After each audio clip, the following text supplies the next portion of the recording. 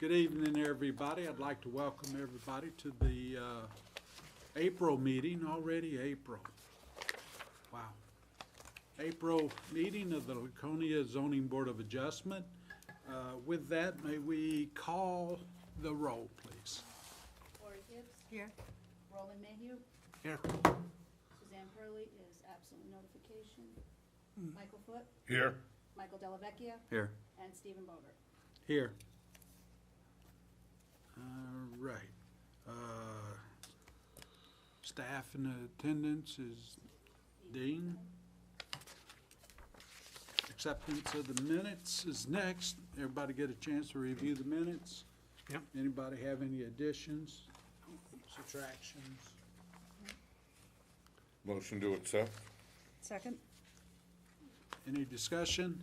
There being none? Okay. Let the minutes also indicate that Mike's going to be a full voting person tonight on all applications before the board. With that, we'll go ahead and start with extensions. Application 2017-0008 and 2017-009, 135 Endicott Street. He changed. I did. I grew younger. Much. Ethan Wood with the Patrick Wood Law Office on behalf of my father and Phoenix Capital, the developer. Well, glad to meet you. I've not You had as the well. pleasure as of yet, so I know your father well, so. Well, we're all burdened with that curse sometimes. So how can we help you? We're simply looking to get an extension on the variances that were granted. There's been a delay in project financing, and so we'd like to extend it for another year while we sort that out. Okay. I believe you all have an application to that extent that was submitted on March 26th. Yep.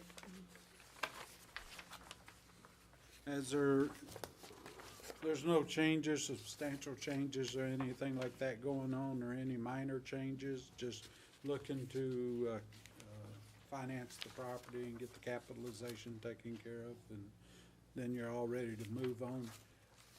Would there be any other changes to any of the mechanics of the application at this time that would, There have been no changes in zoning or dimensional requirements, so the variances good as is? are good, and their subdivision approval is good for a few more months, and then They'll be back a before the bit planning back for an board? extension on the subdivision approval. Yep. Now, at this point, it'll turn in from, to every 6 months until, I believe that is, the way the ordinance is read, I believe it's 6-month extension. I'd need to check on it, but I trust your memory on that. well, it is for the other ones Yeah. that we do for Aqua Marina. Yeah. Those are 6 months, so presuming that these are the same way, they would be Yeah. 6 months, and so that would be 6 months from today, if it's so approved, that we would need to do that again prior to it elapsing, because that's the other key thing that has to happen is before it elapses. Any questions of the applicant? I think that basically answered it, that nothing has changed about what you want to do. That's correct. And, At this yeah, time, that it's was my major, all the same track. It's simply a matter of a extending hiccup with the time. financing, so to speak.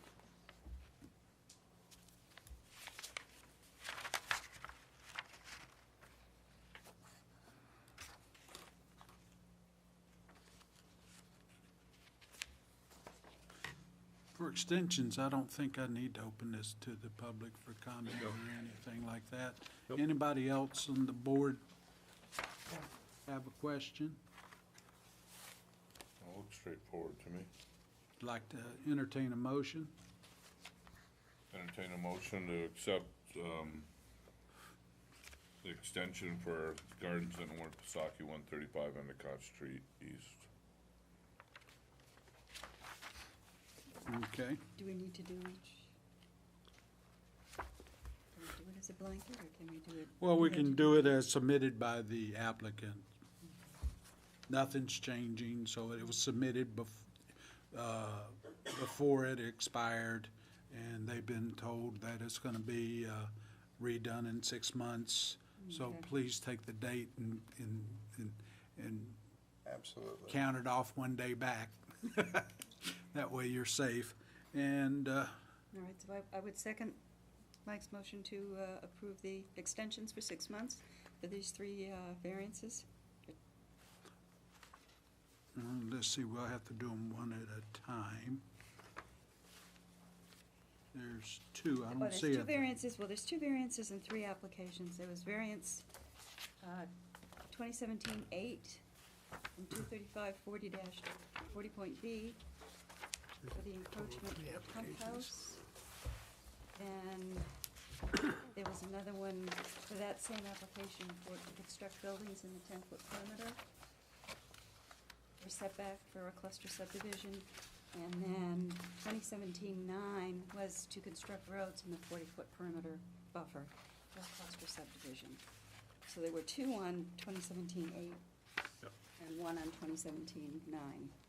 Is there 2 different application numbers for that, or just the 0008 takes care of It looks both? like 0008 took care of 2 of them, and then 0009 was the one for the roads Okay, in the buffer. so we'll vote on 0008 first, with the motion being as written by take the information provided by the applicant and the facts also that it was done in a timely manner before it expired, and there was no changes to it other than seeking financing issues, clearing those up. Okay? All those in favor? Okay. 8 passes. For 009, motion would be, Do you want me? someone else has got to say it. I would make the motion to approve the request for extension for 2017-0009 for 135 Endicott Street East. Based on the information as submitted by the applicant, it would be for a 6-month extension. Nothing has changed in the application material.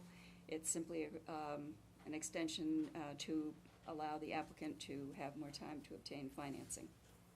Okay, we have a motion. Second that. We have a second. Discussion? There being none, all those in favor? Okay, you have your, Thank you very much, members of the board. Take care. Nice to meet you. okay. We move into public hearings. Our first application, Lori's gonna have to recuse herself. With that being said, it'll leave us with 4 members. And with that being said, I'm gonna make the offer and ask if you'd like to continue on. We're going to proceed tonight, Mr. Chairman. Very good. Okay, with that being said, let the record indicate all that. We're gonna continue on. And the first one's, we have several applications. I presume we're gonna probably hear them all at once, and then we'll vote on each application separately, if that's okay with the board. Is this on the Sweetbriar? Yes. Is that okay with the It board? is fine by me. Okay, I'm gonna read them so we can open them up. Application 2019001, variance 29 Sweetbriar Way, it's a variance. Applicant requests a variance from Article 5, Section 235-36, and Attachment 3, Table 2, to allow additional lot coverage over previous approved 20% former PUD planned urban development. Regulations allow 20% lot coverage, current regulations allows 40. The next application is 2019-0002. It's a variance, the same address, 10 Sweetbriar Way. Applicant requests a variance from Article 5, Section 235-36, and Attachment 3 table to allow additional lot coverage over the previous 20%. Former PUD plan unit development regulations allow 20%, and the regulations allow for 40%. With that, I do believe that covers. Tell us how we can help you. Very well, Mr. Chairman. For the record, I'm Attorney Phil Brouillard, and myself, along with Attorney Dean Clark of DMC Surveying, is coming along, and we're presenting these two applications together. As the chairman correctly noted, they need to be voted on separately. However, the facts are identical, and basically I'm going to go over the applications, and this will be for both applications, but again, the board will need to do them separately. Basically, the chairman has stated the problem. Under the former PUD zoning regulations, the two houses will exceed the 20% former lot coverage by 1.35%. So instead of 20, to build both houses requires a lot coverage of 21.35%. We were going to ask the board for a 25% lot coverage variance and leave that up to the board. We did not realize that there was some opposition to this, and they have their reasons which they'll express to you. Basically, we believe that it's just not good planning to have a variance for 21.35%. We think it should be at least 22%, because honestly, if someone wants to put an edge on their driveway or someone rebuilds their deck and they want to make it a little bit bigger, it's just silly to have them come back here and have this same old problem. It just seems that if the board said 25%, that would eliminate any further lot coverage issues with Rosedown for the rest of time. And it just seems prudent to do it while we're here tonight. But that's going to be the board's decision. The most recent as-built plan by DMC shows the remaining buildable area of 1.09%, or lot coverage of approximately 1,787 square feet. The lot coverage allowed in the RS zone when Rosedown was approved was 20%. It has since changed to 40%. Since both owners of Lot 9 and 10 want to build in their lots, it appears that there is insufficient lot coverage. Since both owners paid good money for their lots and same are regarded as buildable by the assessing department, the fact that the existing units and the developers or the builders used more than their pro rata fair share of lot coverage should not penalize the owners of Unit 9 and 10 and should be allowed to build, and a variance should be granted to exceed the 20% lot coverage. That's what we're here tonight for on both situations. And I think what's really important here is that the lot density in the RS zone has changed. And I'm just going to let Mr. Clark address the variances that have been granted by this board for increased lot coverages because he presented those. Then I'll continue with the variance criteria. Yeah, Dean Clark, DMC Surveyors, representing the applicants. In the past, the PUD was approved both for Long Bay and for Southdown, and that PUD is now defunct. They've gone with different variances or different zoning since then. Most recently, Prize Point, excuse me, was granted in May 22nd, 2018, to go to 25% lot coverage because of they were adding decks and stuff that they needed. Willows was the first one that was allowed to go to a 30% lot coverage, and that was quite a while back. I can't remember the dates now. I was part of that. And also Bay Reach was allowed to go to 30% coverage, both of which are condominium projects. So we're moving forward. We're trying to get these last 2 units built in Rosedown, and basically that's. And we're only asking for 25% to put this matter to rest for eternity. But I do want the board to know that all we need is 21.35%, which is 1.35% more. We're very, very close, but no cigar.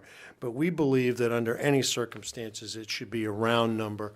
So if the board decides that it should be as close to possible as we are stating the fact that we believe it should be at least 22%. Attached to the application, you will find a letter from Laconia DPLU, basically not approving, not contesting the application and explaining it, and also a letter from Attorney Dyer stating that our variance is necessary. And now I would like to address the variance criteria. The variance will not be contrary to the public interest. Granting this variance will not be contrary to the public interest because the property was approved by the City of Laconia under PUD regulations as 2 buildable lots that was intended to support a dwelling unit. The owners of Rosedown understood that 10 houses would be built in the village.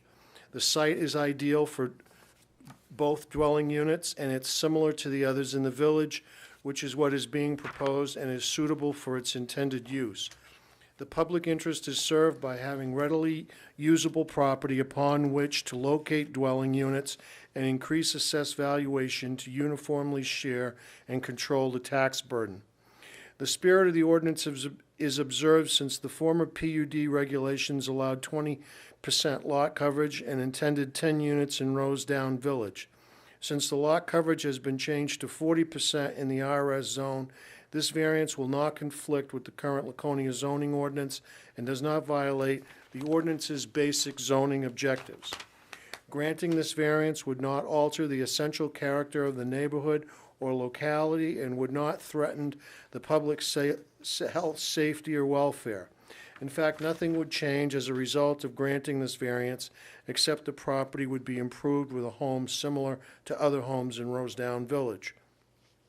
Substantial justice is done as the owner and applicant can make reasonable use of the property they have owned for many years, paid taxes on, and considered buildable to obtain some financial return from the property to improve same and provide needed housing to the city and its residents and property owners. Perhaps the only guiding rule on substantial justice is that any loss to the individual that is not outweighed by a gain to the general public is an injustice. The Board of Adjustment in New Hampshire is a handbook for local officials, and they state that substantial justice needs to be balanced by the board so that only if the public interest is outweighed to the loss of the owner. In this case, I would submit that the loss to the owners as their lots would not be buildable. In this case, there is no harm to any abutter. There was no evidence that this variance will harm any land, wetland, or aquifer, and granting the variances encourages a reasonable use of the property considering its location in Rosedown Village. Now, interestingly enough, Rosedown Village is condominium association is contesting these applications, and they're basically stating that there's drainage issues. But I submitted to the court submitted to the board the fact, some photos this afternoon that show a catch basin right in front of unit number 10. So obviously, this drainage was designed for 10 units when it was installed, and therefore it's our position that the planning board carefully reviewed all the drainage and engineering and found it suitable for 10 units. And that certainly 1.35% more lot coverage is not going to have any statistical change to those calculations, such that the amount of 1.35% is statistically irrelevant. The fact that prior developers have, or owners have utilized more than their pro rata share of building area should not create a total loss for the applicant, especially since the current zoning ordinance provides for 40% lot coverage. Even if the variance is granted, the lot coverage will not exceed 20% by very much. The value of surrounding properties are not diminished because the proposed dwelling with adequate landscaping and improvements to the property will make it more aesthetically pleasing and similar to other units in Rosedown Village. No noise, limited traffic, and activity will result from the proposed use. The dwellings will be identical to the other units in Rosedown. This variance has, or the proposed dwelling does not alter the character of the neighborhood, public welfare, or surrounding properties. Literal enforcement of the provisions of the ordinance will result in an unnecessary hardship due to insufficient lot coverage available under the former PUD regulations, which provided for 20% lot coverage, but now the current zoning ordinance allows 40% lot coverage in the RS zone. Also, it is patently unfair to penalize an innocent owner for the act of prior developers, owners, or builders in exceeding the existing unit's pro rata share of lot coverage, such the property cannot be reasonably used in strict conformance with the former PUD ordinance, and a variance is therefore necessary to enable a reasonable use of the land by allowing dwelling units to be built on the last two sites, condo site 10 and condo site 9. The variances are being requested to enable the applicant's use of the property due to special circumstances. The property has uses that would be effectuated by granting of the variance. Further, that the use that the variance would provide for is also in furtherance of uses permitted under the current zoning ordinance. A variance is required to enable the applicant's proposed use of their property. The same benefit cannot be achieved by some other remedy. Basically speaking, I know that this, at least we were able to do one presentation for both variances.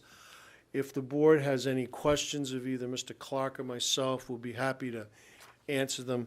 But under any circumstances, we respectfully suggest that prudent planning dictates that a 25% lot coverage, like the one that was approved for Bay Reach, should be, Pride's Point, should be granted in the interests of efficient zoning, just in case somebody else wants to make their driveway bigger or somebody else wants to put another deck on. Otherwise, if the board doesn't think that's advisable, the minimum that we are requesting is 22% lot coverage. We actually need 1.35%, but that just doesn't seem to make sense at this time, and it should be at least 22%. So thank you very, very much for your time and attention. If there's any questions, I'd like to answer them. So, this spreadsheet, this tells us the breakdown of all the Correct. square footage and stuff Correct. like that. And as I review this, it indicates that the buildings that are being proposed for Lot 9 and Lot 10 fall in, the square footage falls in line with the other 8 Yes, that's correct. lots that the people had That's correct. built on the same property. Yeah, Unit 9 is gonna be the same as Unit 8, and Unit 10 is gonna I believe is the same as Unit 4 and 5. 1 square foot difference. And based on that, Lot 10, 5, Lot 5, they have an additional patio, and Lot 7 has an additional patio. Correct. So they've absorbed a little more, and Lot 7 has absorbed a 200 square foot deck on top of that. Correct.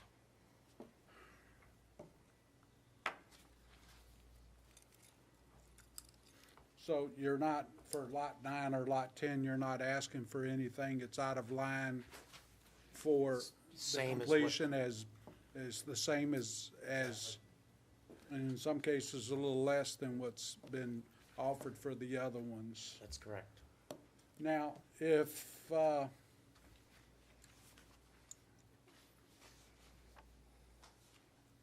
112 square foot deck is gonna be all they would necessarily need for that? Is that,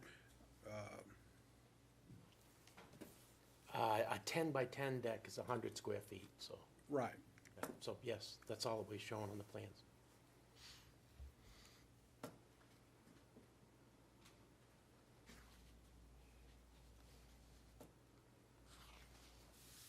So actually, just the hat is on lot 9 and lot 10.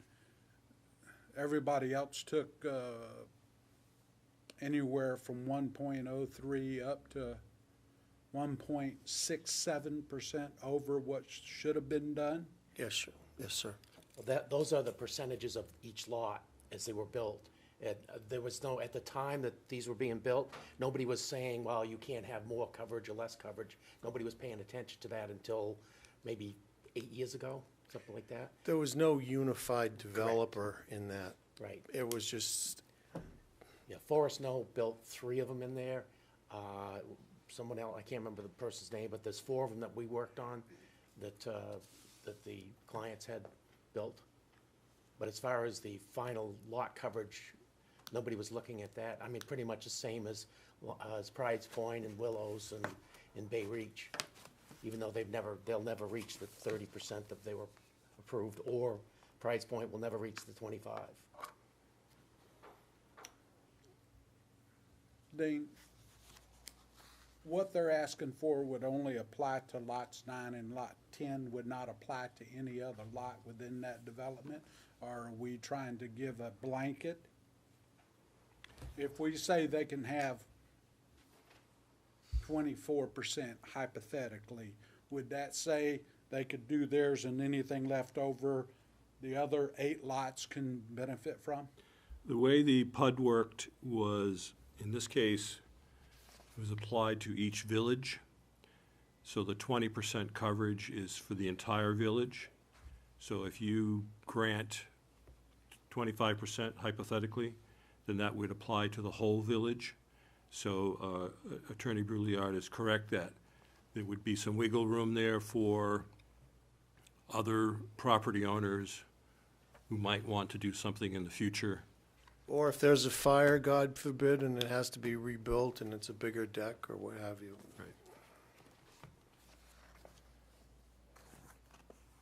So it doesn't apply to each property, it applies to the village as a whole. As the net, Yeah, correct. okay. Or would that be the gross? The gross. The gross? Thank you, because it's kind of like, is gross. But, all right. Anybody else got any questions? I do. Yes. So am I to understand, if you were to build a little bit smaller house, you wouldn't be here tonight? No, because you could probably build one of them, but you can't build both. So flip a coin, who's gonna build, There's only enough for one house, 1.07%. right?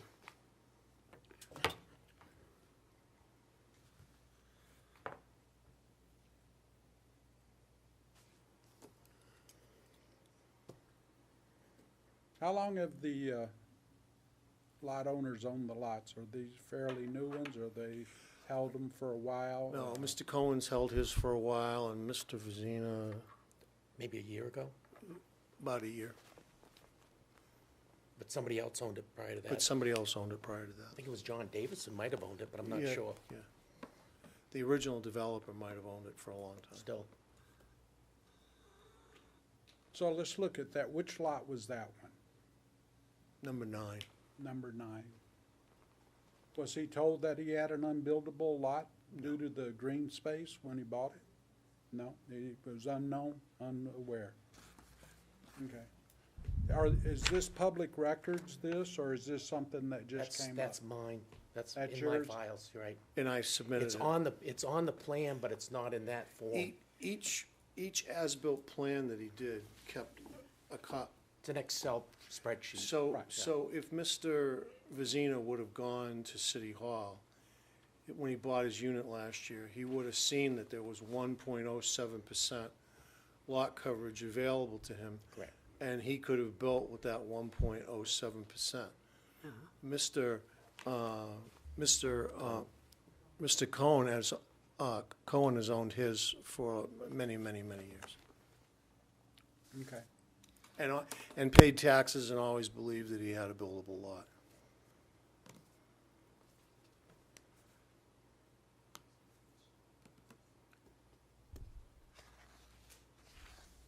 If each lot is separately owned, and separately staked out, how does one affect the other? Well, they both want to build, that's why we're asking for a variance. Well, they both want to build, but they're on separate The built total, lots. the total lot area is the project, which would be Rosedown.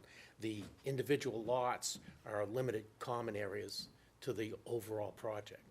So they These have, have common areas, huh? yeah, Yes, limited, right, limited common areas. They're like house envelopes. correct. Same as Bay Reach and Pride's Point and the Willows. They're not actual lots with iron pins and. Correct. Okay. Any other questions at the moment? All right, what I'm gonna do is I'm gonna open this up to the public, and y'all may have a seat for a minute. Open this up to the public and ask if anybody from the public wishes to speak for or against this application. Please come forward at this time and introduce yourself for the record. Hi, good evening, Board and Mr. Chairman Bogart. My name is Laura Hartz, and I'm an attorney with Orrin Reno in Concord, New Hampshire. And I have here with me Dick Mariano. He's the director of the Rosedown Village Condo Association. So I represent the Board of Directors for Rosedown, and we're opposed to these two variances. And I'd like to lay out for you why. So first, as Attorney Brouillard alluded to, the Rosedown Village Condo Association plan was built under a prior planned unit development. That's the 1995-1996 planned unit development ordinance that provided for smaller lots in exchange for a bigger area that was essentially subject to preservation. So the 20% lot coverage that was part of the planned unit development ordinance in the 1995-1996 ordinance is what governs here.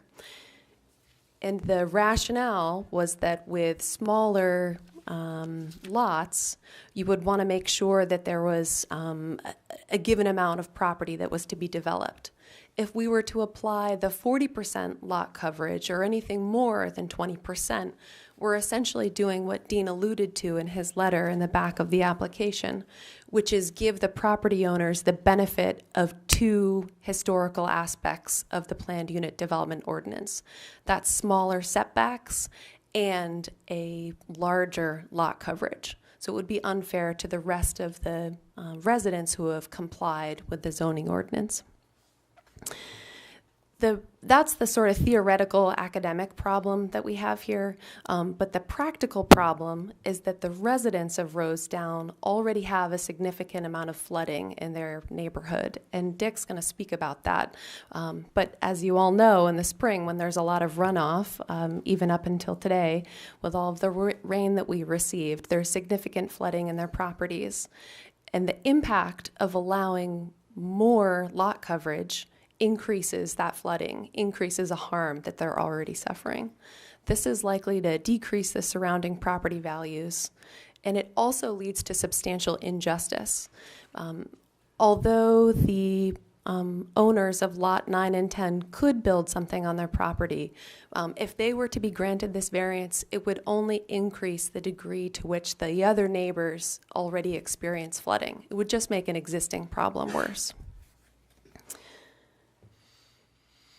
For these reasons, we think that granting the two variances here would be inequitable, both for the residents that already live in the neighborhood and then also anyone who chooses to develop in the future and actually abide by the zoning ordinance. Attorney Brouillard also mentioned that granting the variance would not be against the spirit and intent of the planned unit development ordinance, but that's not the case here. The whole purpose behind the planned unit development ordinance was to establish the orderly development and to accommodate efficient housing locations. And at the same time providing the residents with some level of assurance that they'll have this level of green space and this level of safety in their neighborhood. However, we take away that assurance if we give the opportunity to have somebody else develop more than they should. This results in increased flooding, a reduced amount of green space, and it essentially totally alters the character and spirit of the neighborhood. Finally, the most important criteria of the variance is that there's some special hardship here. And as you know, hardship is when there's unique circumstances or sort of special characteristics to the lot that make the variance required. And unfortunately for Attorney Brouillard, that's not the case here. These ordinances apply equally to all those who have developed the property and to even the current owners. There's nothing unique about the fact that some people bought their property with knowledge of the amount of buildable space left to develop.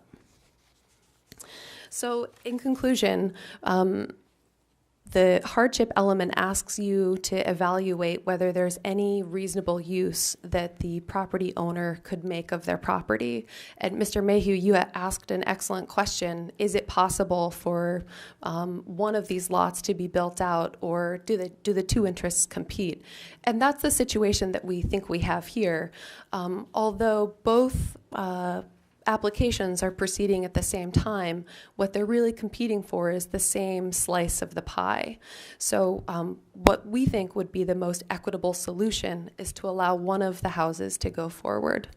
And that would provide at least one of the owners the ability to build out their property. We don't think that people shouldn't be able to build out their property. It's just that they should do so in a way that follows the rules. And one other point that I wanted to make, there's been some talk about what exact percentage of the lot coverage applies and what the applicants are requesting. Although it sounds like a very small amount, 1.35% is actually a really large amount for this neighborhood. So just to put that into perspective, that's one development or the other, one house or the other.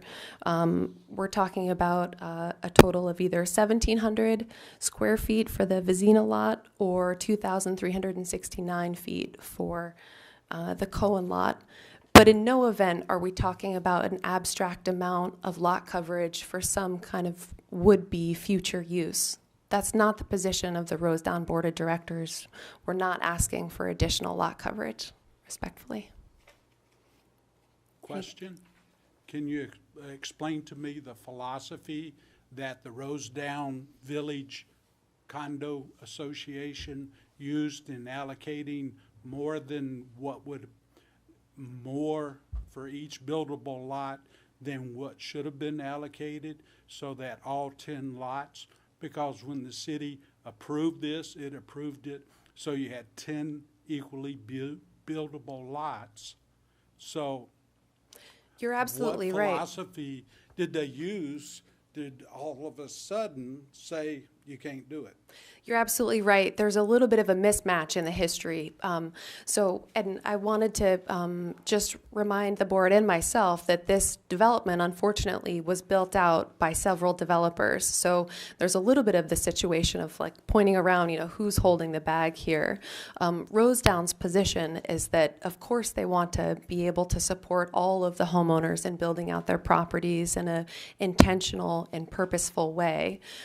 However, at this point, given the previous development, we can look back and say, maybe we should have done something a little differently. Maybe we should have managed the allocation of the lot coverage in another way. But unfortunately, hindsight's 20/20 at this point. And given the sort of transition point in the developers, Rosedown wasn't in a position to be able to, portion it out as it could have. So are they willing to buy a lot from one of the owners in compensation for them making a decision that will allow and make one of the lots unbuildable? So if it follows through with the other? That's a good question. That's something I'm not allowed to speak at this juncture, but it does allude to a key point, and I think there were questions. That would lead to hardship issues here. From my behalf, If you're saying that you're gonna back it so that one lot is unbuildable, well, obviously now you've created a hardship, Sure. okay? Yep. And so No, that's a great if point. you're making two lots that are this way, then I would say you possibly could have a hardship built in the fact that you misallocated square footage on houses and left two possible lots in dire need, when all they're requesting is to build appropriate size houses that have already been allocated to 8 other lots. That's a great idea. There's an important point in the timeline that I just wanted to highlight. The Vazinas bought their property in 2016, and they bought their property for $6,000 on a tax sale from the city of Laconia. And it's my understanding that they were told at that time that the lot was not buildable. So that fact is instructive to me for a couple of reasons. One, the New Hampshire Supreme Court has said that whether or not the property owner knew there was a restriction on the lot, it is not determinative either way for a variance. But what that means for the Rosedown Board of Directors is that it's not our fault if somebody thought that they were getting a screaming deal at a piece of property for tax sale. Everyone else bought their pieces of property in the early 2000s with the idea that, first of all, Mr. Cohen, for example, he bought his property in 2001 and paid $20,000 for it. So we're talking 15 years later, a third of the price. They knew they were getting a different deal. Okay, is any of that in writing saying they were told? I don't have that, but I could get back to you on that. Okay. Thank you. Thank you. Dick. Yes, okay, my name is Dick Mariano, for the record. My wife and I own 15 Sweetbriar Way over in Rosedown. I also serve as the treasurer on the board of directors for Rosedown. And as Attorney Hartz had mentioned, I'm here to speak against the granting of the 2 variances for lots 9 and 10. And there are 2 reasons. We covered one of them already. The first is the concern over drainage. You've heard that during heavy storms, we suffer significant runoff from the uphill villages to Rosedown, and adding 2 more units will seriously reduce the already limited drainage area. I've actually got a picture of what we encounter, if you'd like to take a look at that. Please, and that'll be submitted as evidence. Thank you.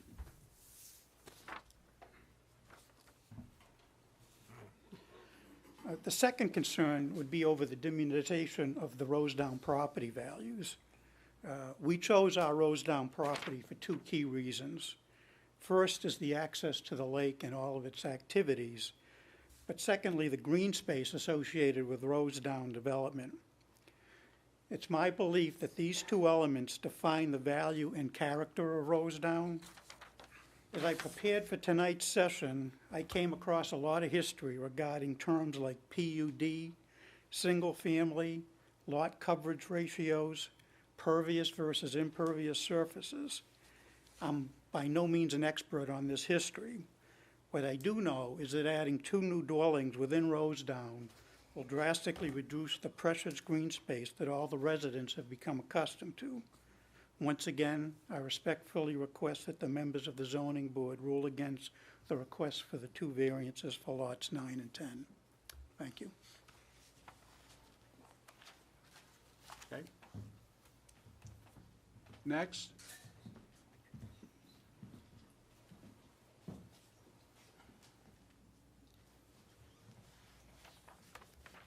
My name is Marge Lynn. I live in Southdown at 51 Fox Crossing Lane in the village of Bay Hills.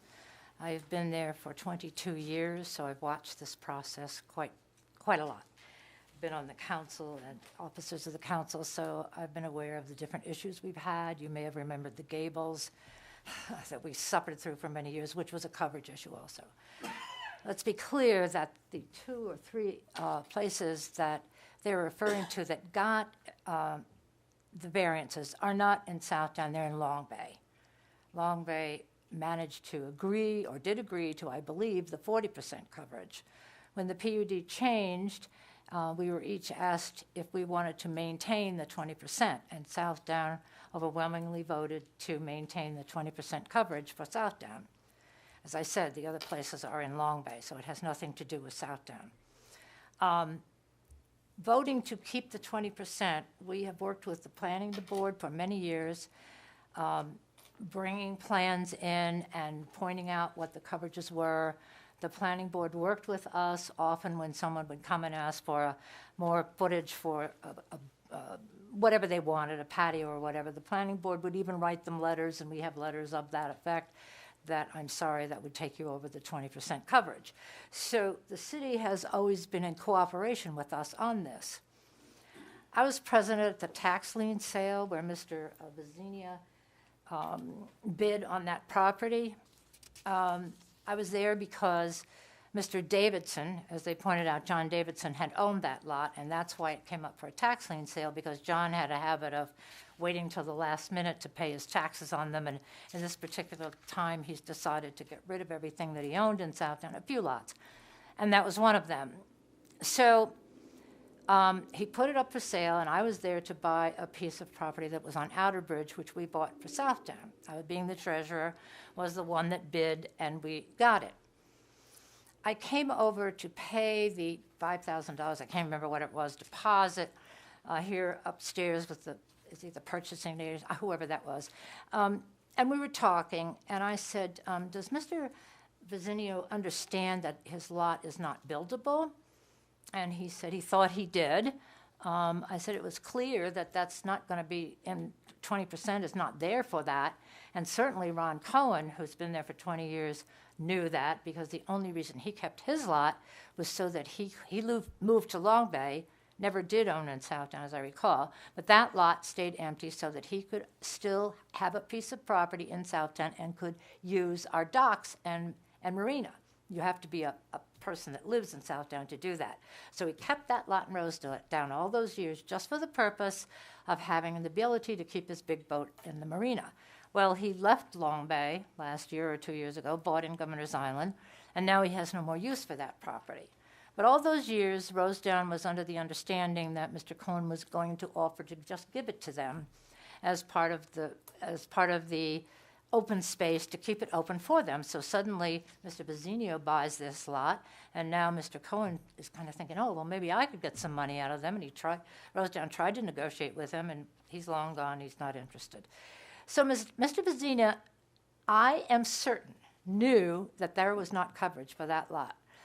And I know that the department, when I came back to pay the full bill, my understanding was it had to go to the city council to get approved.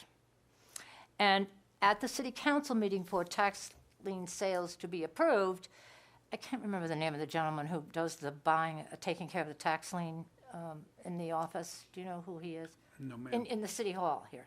Well, anyway, he has to take it to the city council to get the approval to sell these lots, the tax lien lots. And he told me he had to go to the city council and tell them that this gentleman was buying an unbuildable lot.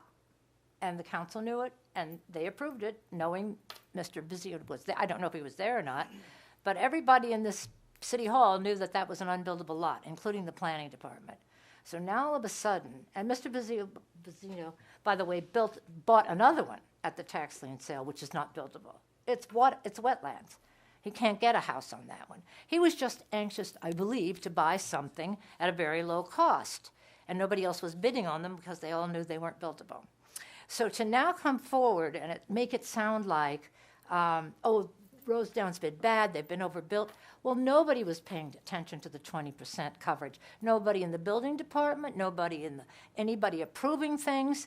In those years, nobody was looking at it. Now the planning board and the building department does take careful look at anybody asking for extended coverage beyond the 20% and doesn't grant it and lets Southdown know that it's not going to be. So remember, you may say it's 40% change, but Southdown voted for 20%, not to accept the 40% coverage, and we were given that opportunity at the time that the 40% became available.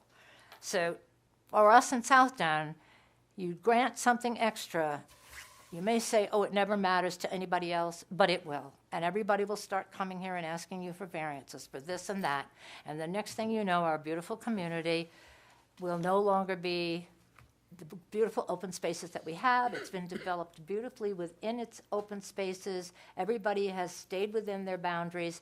It was a shame that Rosedown overbuilt, but these two properties, Mr. Cohen never cared, and this individual bought knowing that it was unbuildable. That's all. If you have any questions, I can answer them. Okay. Okay? Thank you. Anybody else from the public wish to speak for or against this application? Please come forward and introduce yourself for the record.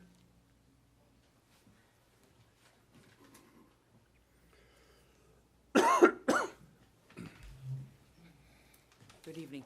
My name is Barbara Shea, and I live at 45 Lantern Circle, which is part of the Hamptons community. My house looks right at these properties. The question I have is that it is a beautiful area over there. How many trees are you going to take down? How many walls or stone areas are going to be wiped out?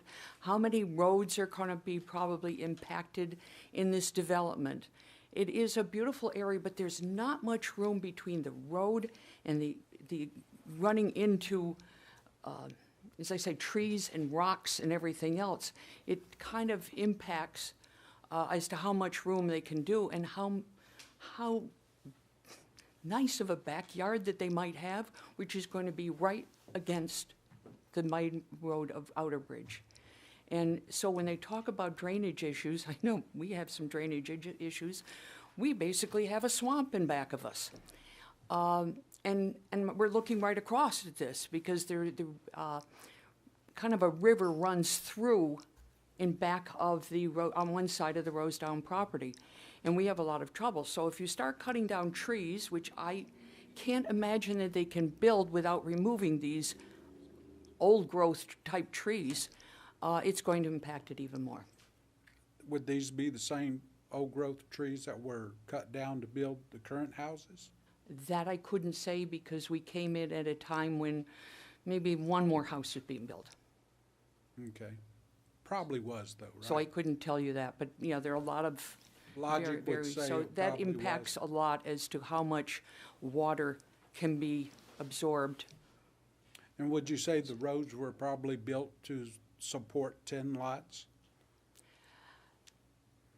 Possibly. Or do you think that the roads were built for 8 lots and the 2 were just a gimme? That I couldn't answer.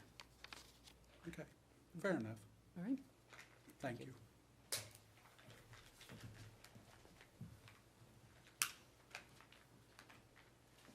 Anybody else from the public wish to speak for or against this application? Please come forward at this time. Introduce yourself for the record.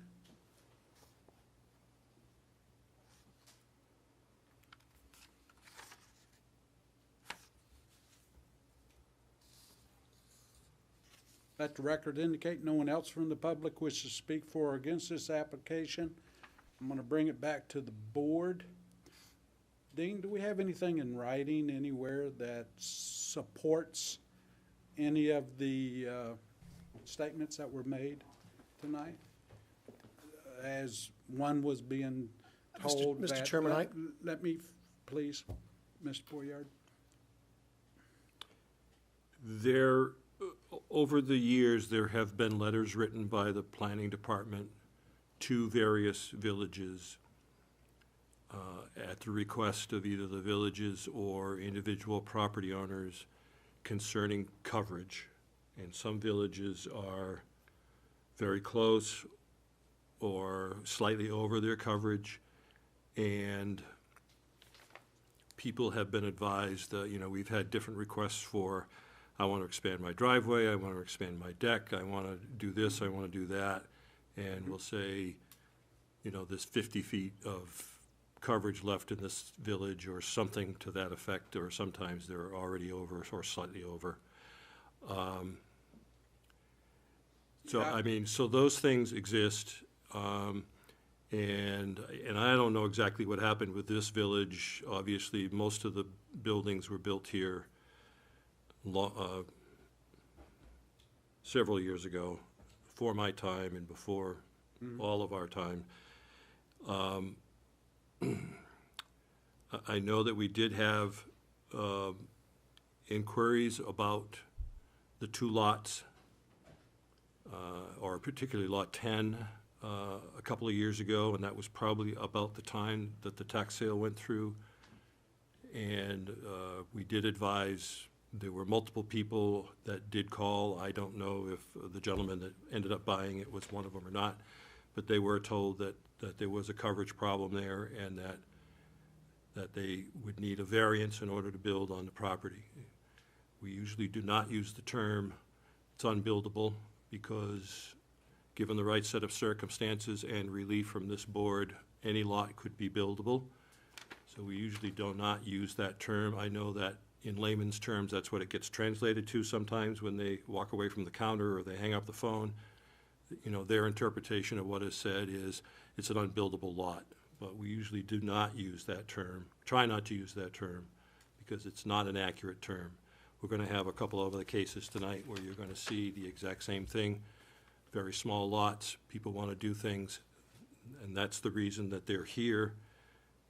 You know, one person could say, well, that's an unbuildable lot. Well, you're going to hear them make arguments tonight that will try to convince you that it is a buildable lot under certain circumstances. So that's the case with, if these lots were created under the current cluster ordinance, which replaced the PUD, first of all, the village would have to be at least 10 acres, so it would not qualify for a cluster type. But this is the RS zone, there's water and sewer available. The minimum lot size is 10,000 square feet with those two circumstances. There is just under 170,000 square feet of land in this entire village, which means there's potentially 16 units that could be built on that acreage. However, you would have to pay attention to setbacks and whatever wetlands and steep slopes and everything else that may be in there. And obviously, some of the space is going to be taken up by roadway, et cetera, et cetera. So the likelihood of getting 16 lots on 160,000 square feet of land is very, very unlikely. Never say never, but very unlikely. But 12 units of housing on essentially just under 4 acres of land is not an unrealistic expectation given the current zoning. However, because you could not create this village under the cluster zoning because it doesn't have enough total acreage, the PUD standards still stand, hence the 20%. I don't know anything about the 20% versus 40%. It may have been an internal decision of Southdown to say we're going to stick with the 20%, and that certainly is within their right. They have the associations in place and the bylaws in place to do that. But there certainly would not have been an opportunity for, the city would not have presented an opportunity to Southdown to say, do you want to be 20 or do you want to be 40? That is simply not the discussion that would have been held. But they may have made that decision consciously, and that is certainly within their right, and it is a correct statement that since then they have rigorously tried to uphold the 20%. Mr. Chairman, that's what I wanted Dean to confirm. The PUD ordinance is defunct. It's been repealed. And I think that's what he's saying. It's been replaced by the new cluster ordinance. So this presentation by council, it doesn't wash because the PUD is defunct. It's been repealed. It's no longer the law in the city of Laconia. And you asked, Mr. Chairman, if Mr. Vizina could have known. Well, in fact, Mr. Vizina's house is 1.04% of lot coverage, and there's 1.07 available. There was 1.07 available when he purchased it. So there was still 1.07 available at the time Mr. Vizina purchased this house. And I talked to Mr. Vizina, and he intended that it be a buildable lot, and he thought that if he got a variance, he could build a house on it. And I represent Mr. Cohen, and Mr. Cohen, under no circumstances, believed he didn't have a buildable lot. He paid top dollar for that lot. He paid taxes on it all these years. Basically, if you asked if there was anything in writing, and it's this sheet that I gave you that shows that Mr. Vizina's house was only 1.04% and there was 1.07% available. But nobody bothered to do the calculation on it till this matter came forward, because the Rosedown Association didn't figure out what the lot coverages were. They put their head in the sand like an ostrich and said they don't know nothing. And now they want to stop somebody from building on their lots. And that's a real hardship when they don't do what they're supposed to do as far as managing their village, and some of the people have way more than their fair share. And I would say that that's a special hardship related to them. It's their village. They're the ones that didn't keep track of things. And now that they have their slice of the pie and the pie's gone, they just say, well, I guess that person's going without pie. Well, that's an unconstitutional taking. That's like, they don't have the right of eminent domain. They can't take somebody's constitutional property rights away. That's why there's a variance. That's why we can come here and ask you for a variance. We're asking you for a variance from an ordinance that's been repealed. So we think that the thing to do is to grant this variance, and to have, and we've heard from two people, one that lives across the street is going to be looking at the houses. And the other thing I think the board should do is, there's very few trees, if any, that have to be cut for these two houses. And basically, there's 4,000 square feet of land. 4,000 square feet of land. An acre is 42,561 something square feet. 4,000 feet is the footprint of these two houses. So we're talking about an insignificant statistically amount. So, and also, I'm sure that the planning department at the time made sure that all the drainage studies and everything was there for the 10 houses. They were that size. And we thank the board for your time and attention tonight. But this is just classic, not in my backyard obstructionism. The people that are there are trying to keep theirs and keep everybody else out. It's a very unhealthy, unconstitutional attitude. It's also factually incorrect. There is no PUD ordinance. It's been repealed. And we are just here to ask for this variance under the original approvals, which is why we're here. It was approved under the original approvals, but that statute is now defunct. Thank you.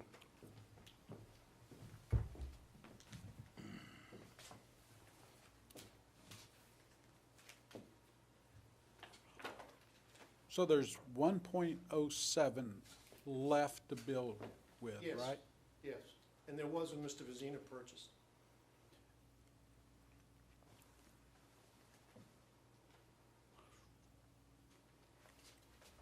Would you come back up, please?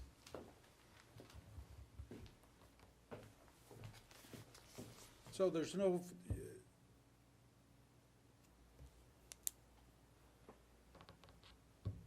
under the current situation, there would be one lot that can be built and one lot that would have to. Well, Mr. Cohen couldn't build his house, though, because it's 2,300 square feet.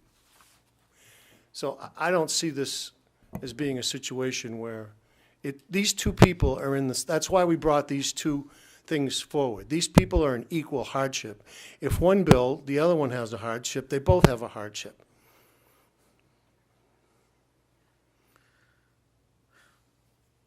Phil, when I read the agenda here tonight, I thought it was a no-brainer. Oh, you're only asking for a little bit. I didn't think it was going to be all this opposition.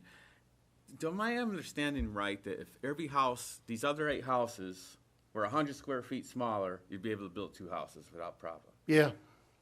They took more than their fair share. And it still seems like a no-brainer to approve it. Yeah. I feel that way. And I've gotten support for this. It's just the right thing to do. It's constitutional. These people have a lot. They paid money for it. They've been paying taxes on it. The city didn't put on the tax bill that it was unbuildable. They kept paying their taxes. They kept paying their Southdown dues. Can I ask a question? We saw a picture of the water that flows through that area. Are the houses up there built on slabs, or are they built with cellars? They have cellars, and of course, Roland, I think what you're getting to is basically a house will be raised up somewhat on a foundation, and the water will be designed so that the roof shed and run towards drainage. Right now, if there's any low spots in the lawn area, of course it sits there. But I think what you're trying to point out correctly is once these are graded properly, once the driveways are in, once the gutters are in, once everything's in, it's going to be running towards the picture of the storm drains that we showed you in our presentation. There's storm drain right in front of lot number 10. The water that comes off that is going to go right into the drainage system that was designed for those lots. It's all designed for it. So currently, they're not graded or anything? They're currently not graded because they're empty building envelopes. What we're asking for is a variance to allow them to be built. So 2%. 2%, I think, is just prudent planning. God forbid something happens and somebody's house burns down, or somebody becomes handicapped and they need to widen the driveway for a handicap van, or some good reason, there's a little extra percent there. And I mean, you got to understand, so that's 6, Dean might have to help me with the math, that's 0.065% of basically 120,000 square feet. He's going to do it right now. It's a very small amount of space, but it's enough to make a deck bigger or make a driveway bigger. But it's a very small amount of square footage.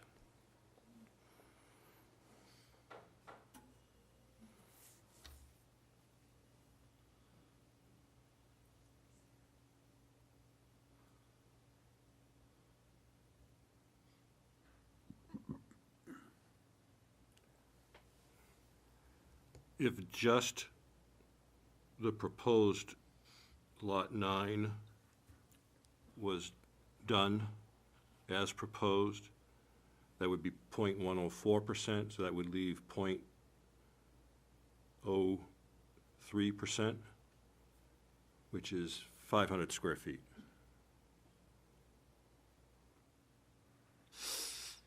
That's really not very good planning to just, and maybe the department can weigh in on this, it's just not good planning to take it right to the end like that.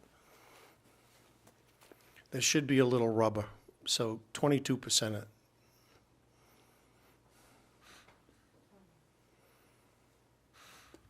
So to get them both done, you would need 1.37% to the penny.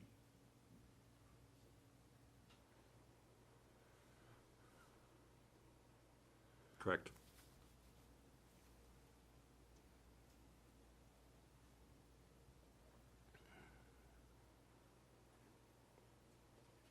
Okay.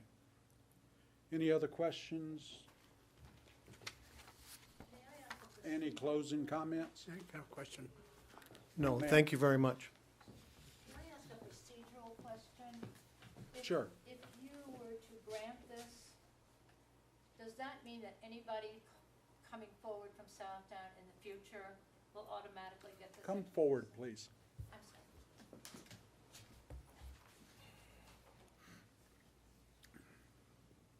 If you were to grant this request, which I think should only be granted if you have to do it only for the exact amount they need, does that mean that in the future, anybody from Southtown who comes to this board and asks you for that percentage again will automatically get it?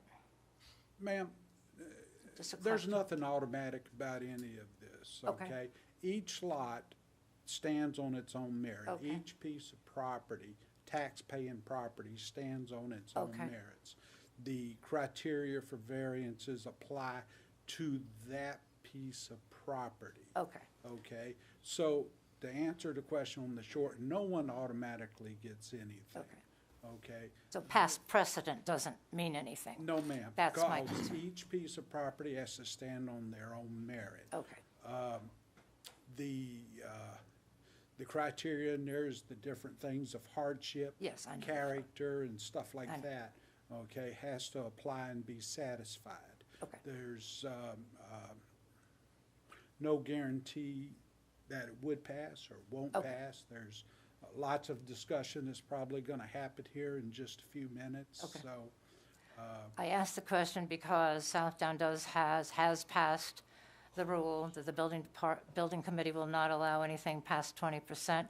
So if these start to get granted, people will be coming to you for every little patio and things, and we know that, so we just need to be sure that in fact, our 20% is understood to be a part of Southdown rules and regs.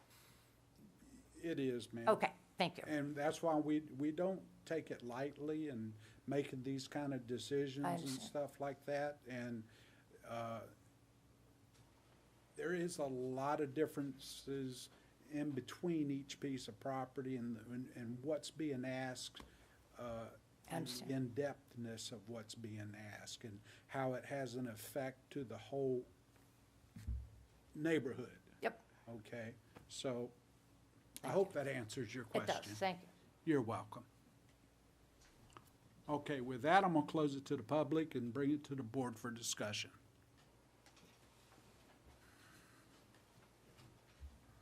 Well, I'll go, please.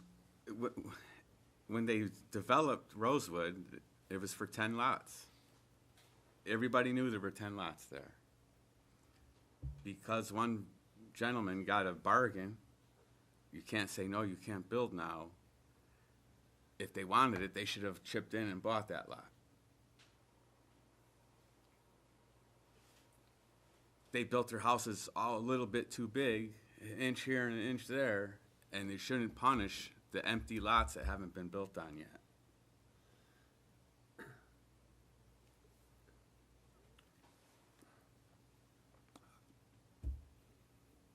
Can I Please. say something concerning that?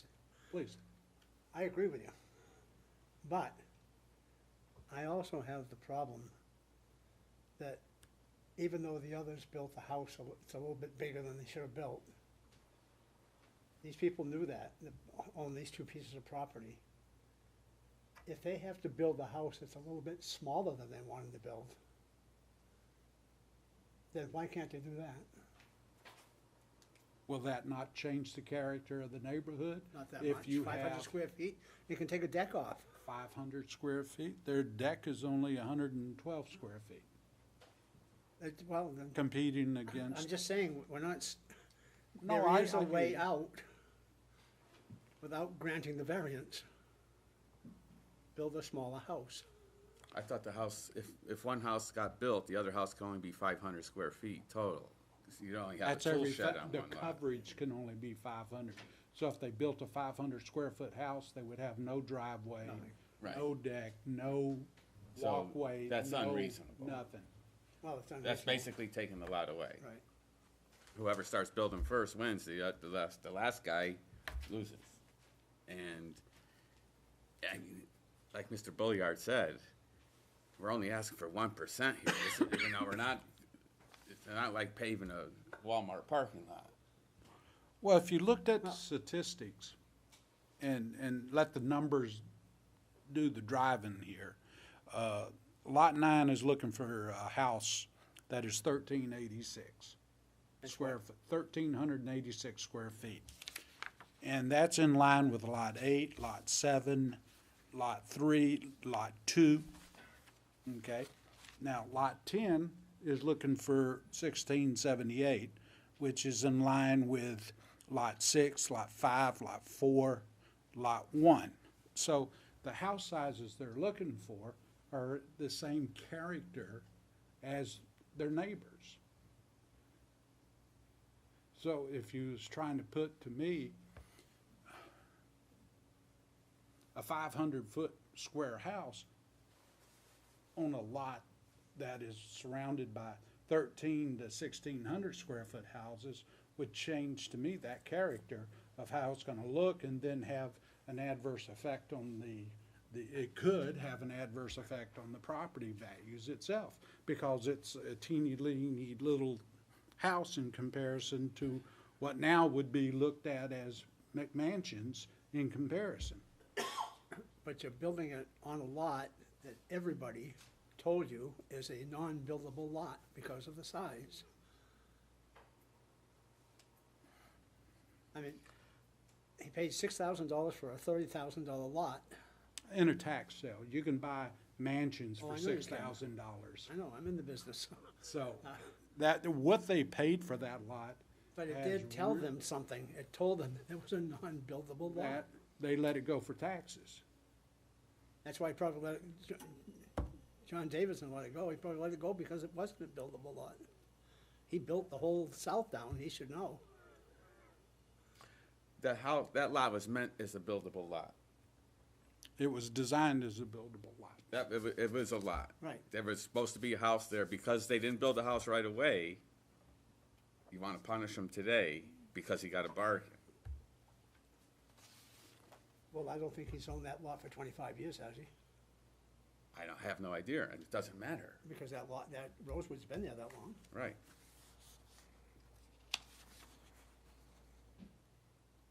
What if you said to everybody else, well, you gotta take your decks off now, so you're under the 20%?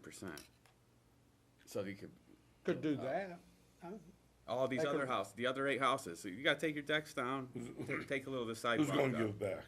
You got the driveway here, it's 849 square foot. Can we take 300 square feet The of it? driveways count as part of the footprint of the house.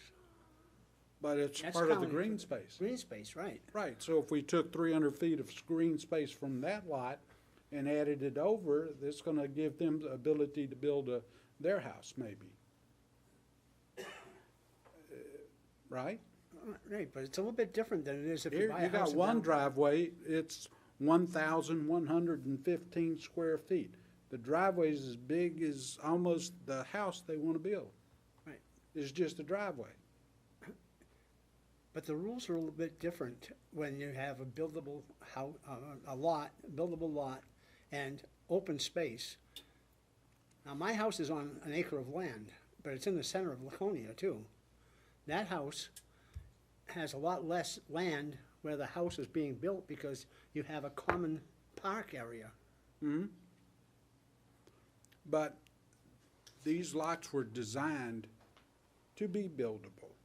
And when you put 997 square foot driveways in, that means when the average is not that big, I mean, you're looking at lot 9 wanting a 263 square foot driveway, okay?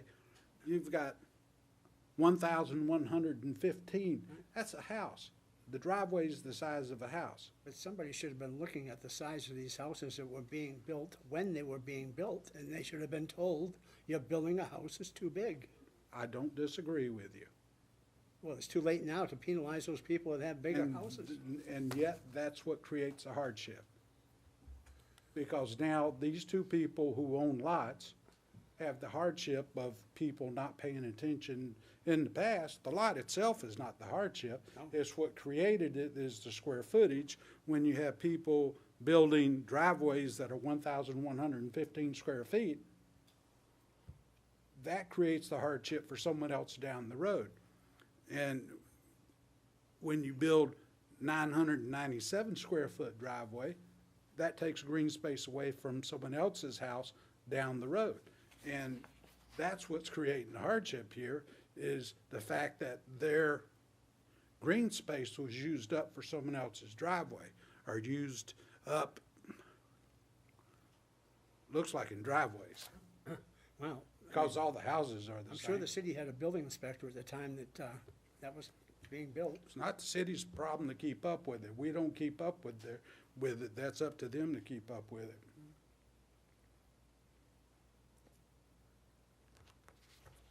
But that, to me, that's what creates a hardship in this instance, because all lots are true, they're all created equal, but they weren't treated equally. And that in that case creates to me the hardship for the last two things. If they would have all built by the same percentages, then they should have been enough percentage left for them to build a house. Correct. But they didn't own the land back then. Now they own the land. In So would fact, you one of say them that's just a bought the hardship? piece 2 years ago, so. Yeah. So if I would've took one lot and built a huge, full coverage house on this lot and took the green space from 4 other houses, would that still make it right? No, but he didn't, but he knew what he was buying too. Right, he bought a buildable lot. But he built a non-buildable lot. No, it was buildable if everybody would've followed the code. Unless he really wants a tiny house, and you can do it in 500 square feet. Well, they have one at the high school for sale. Movement. But once again, I feel that, you know, seeing something like that would be out of character with the houses that are there. Really, what's the square footage that we're looking at here to give the variance to? How big?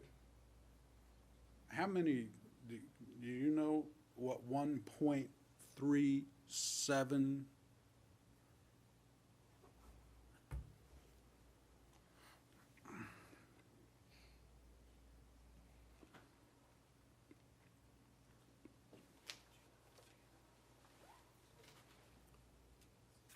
What percentage do you wanna?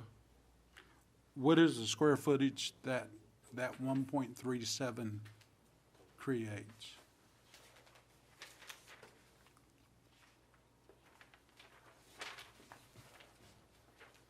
$2,300.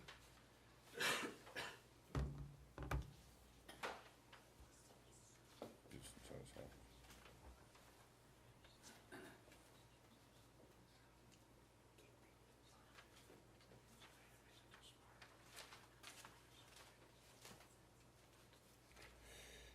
It seems to me that it was originally created to have 10 units.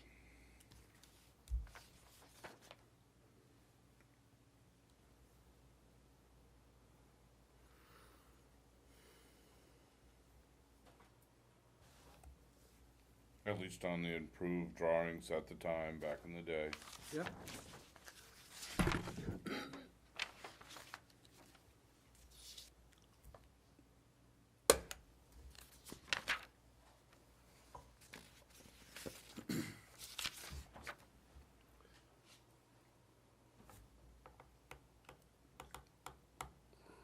So.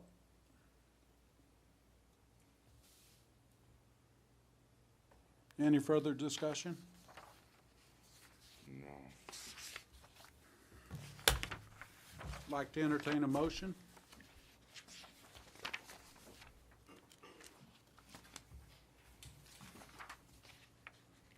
Now, on mine here, mine says 29. We really are talking about lots 9 and 10, right? Not 29 and 10. The mailing addresses are 29 and 10, 29. but the lots are lots 9 and lots 10. Oh, yeah.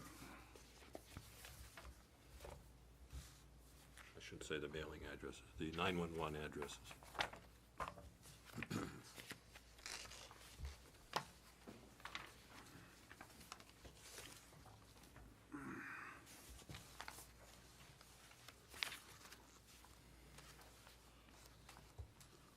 Okay, I'll go ahead and make the motion.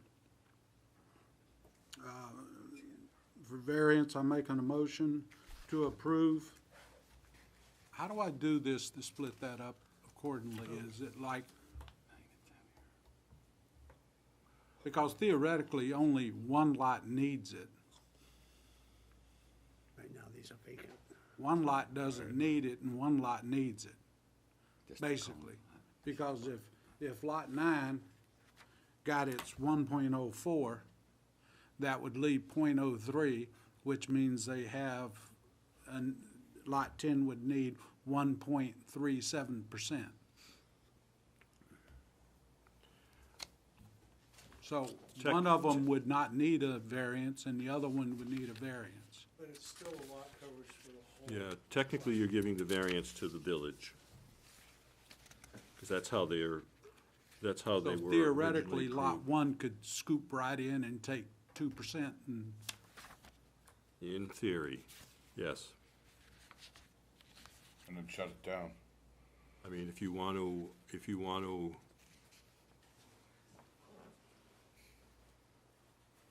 because that would,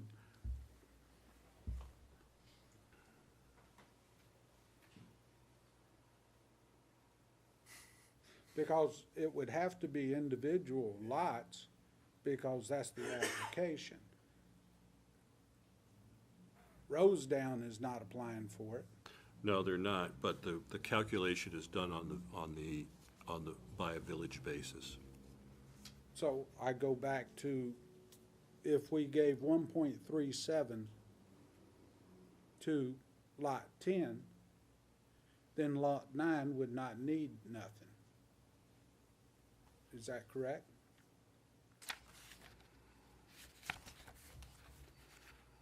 Because currently there is Enough for one. 1.07% there.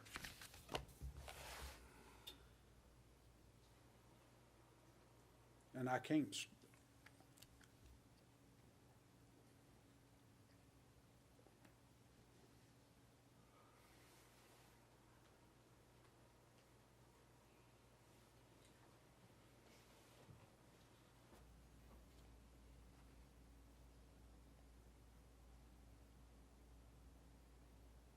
I tell you what, If you, do I need to send this over to the legal and let them guys? no, if you make it,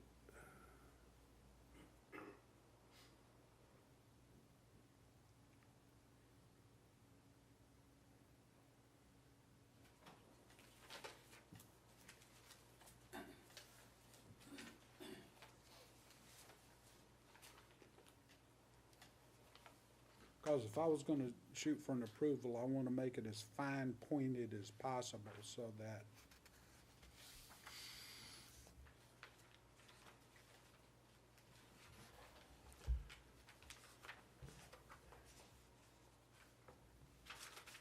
it would make logical sense to me. I understand what you're saying, Mr. Chairman. It would make logical sense to me to provide a little bit more than the absolute necessary, just in case there's an oops. And as Attorney Brulliard mentioned, there's other possibilities for other people to have whatevers here. So you could make, These were your well-written yeah, you could make lot 9, give them a variance to say 21%, and then you could give lot 10 a variance to 22%, if you wanted to do it that way. What was that last thing you said? What? You could you could make, when you do the variance for lot 9, you could make it 21% or 20.5, and then when you do lot 10, make it 22%. It still applies to the whole village, but if you want to divide it up somehow.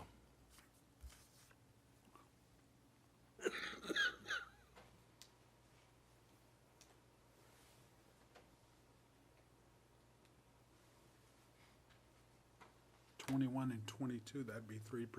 That'd be enough? That'd be too much?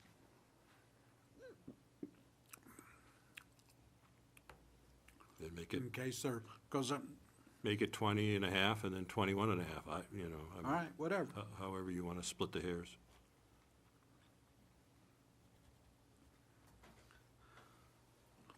Okay.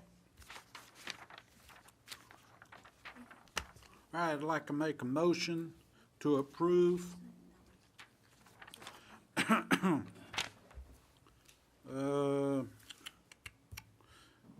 application 0001, variance 29 Sweetbriar Way, with a approval of 20.5% coverage.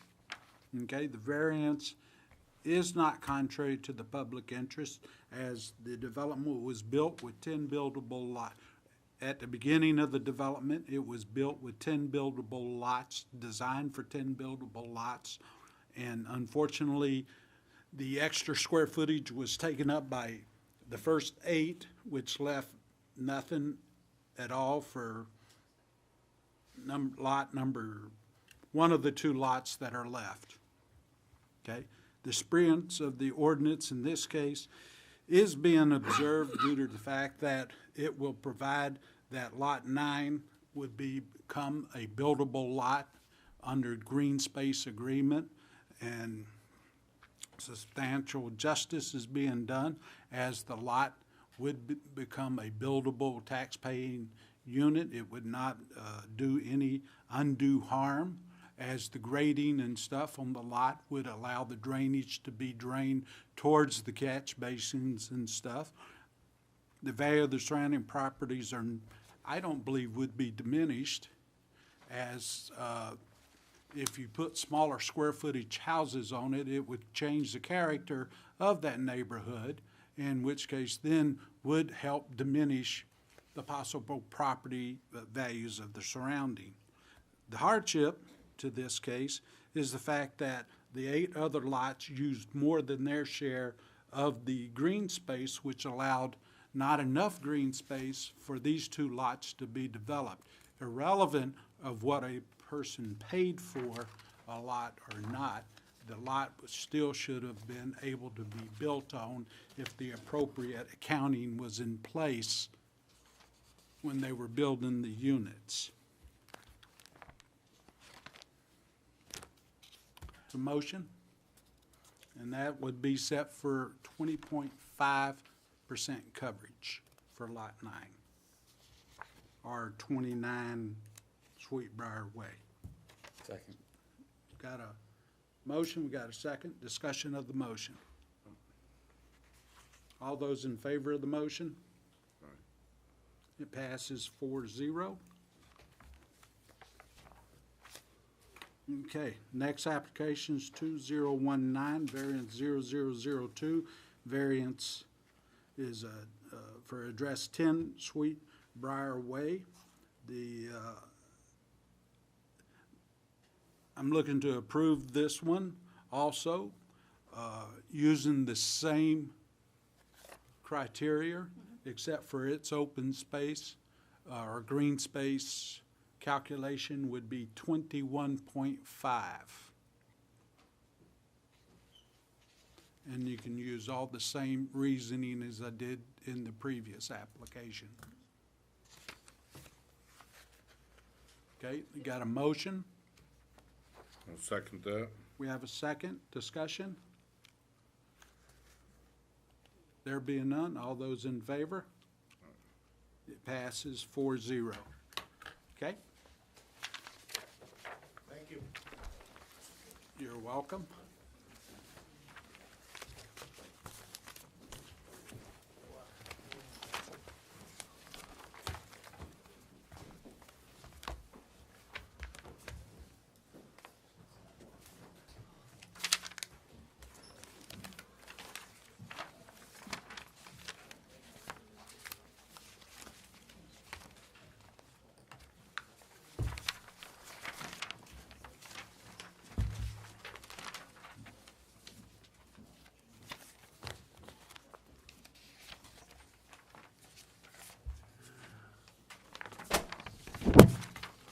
All righty. Next. Come here.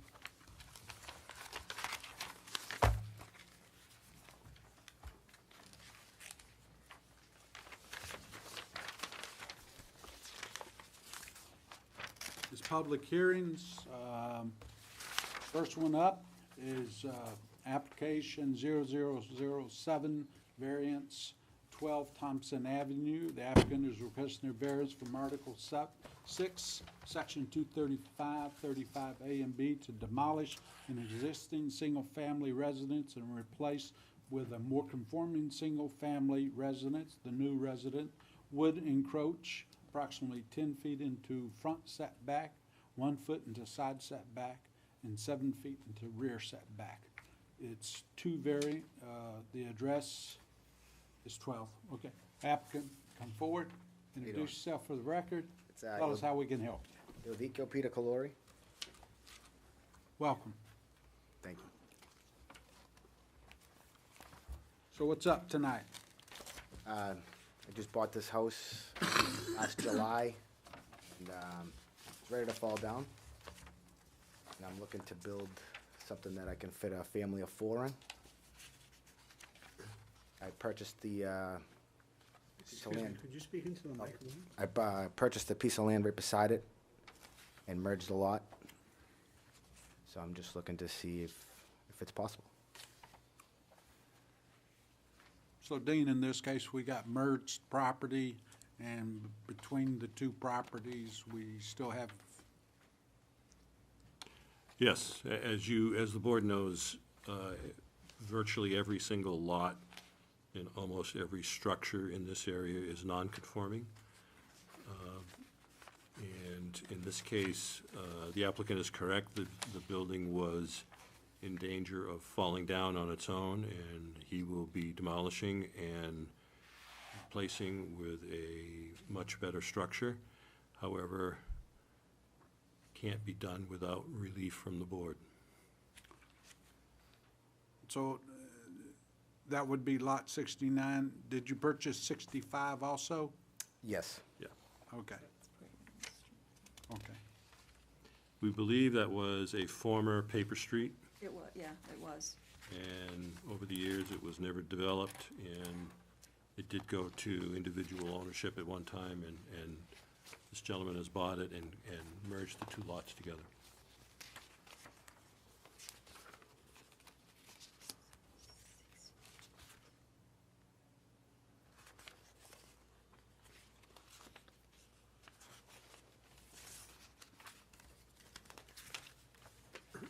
This is the first one in on the right, isn't it? When you come down, it's the second one on the left. Coming down Thompson. You mean from the bridge, or from, If you come down the, coming br- off Lakeside? And you go over the railroad tracks? Is that where it is, right on the right there? It's on the left side of Thompson. You have to turn down Thompson, Yeah. Yeah. which I believe is the 3rd or 4th street from the pier property. Yeah.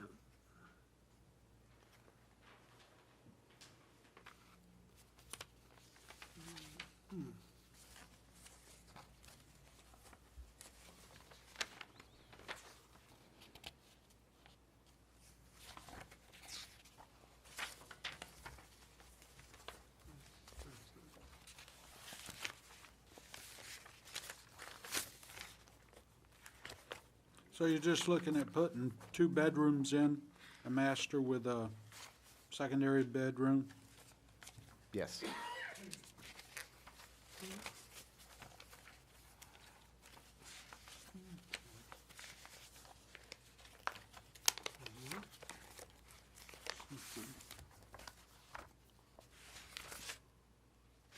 Oh, okay. I had the wrong one. I was thinking of Simpson. I went up to see both of them yesterday, gone.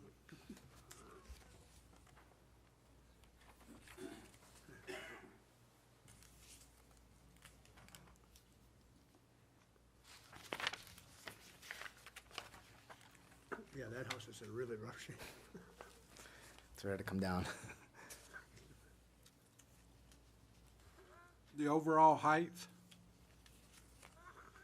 I'm not going any higher. It's what it is.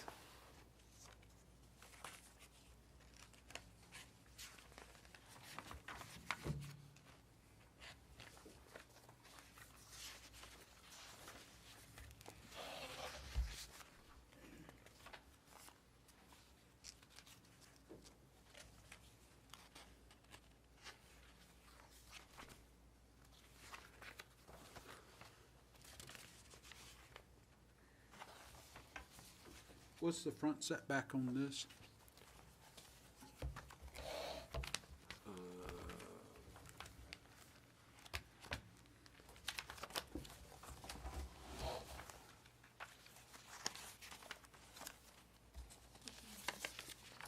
Fifteen? 15, isn't it 15?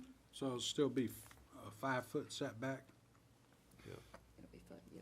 What's the zone? CR.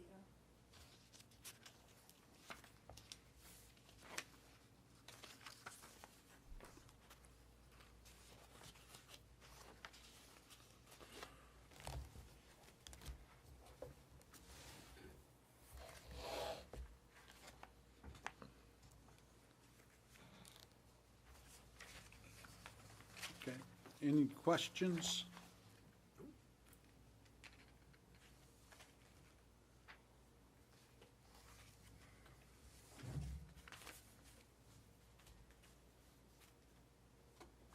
There being none, no questions at the moment. You may have a seat for a second. I'm gonna open it up to the public and ask if anybody from the public wishes to speak for or against this application. Please come forward at this time. Introduce yourself for the record.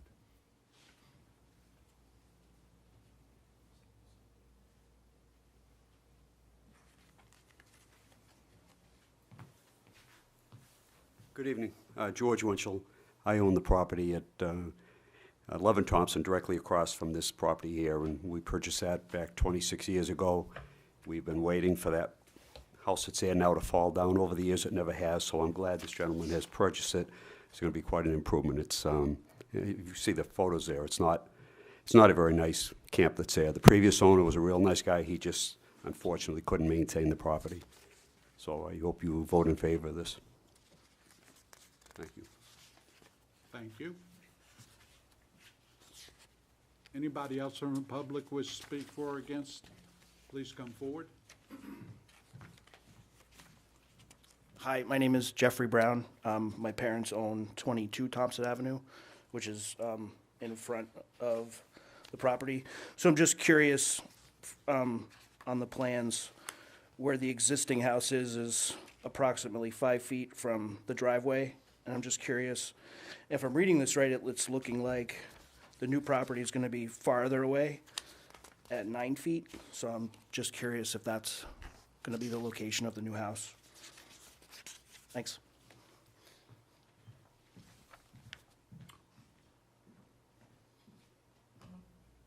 We'll ask that question in a second, okay? I don't either.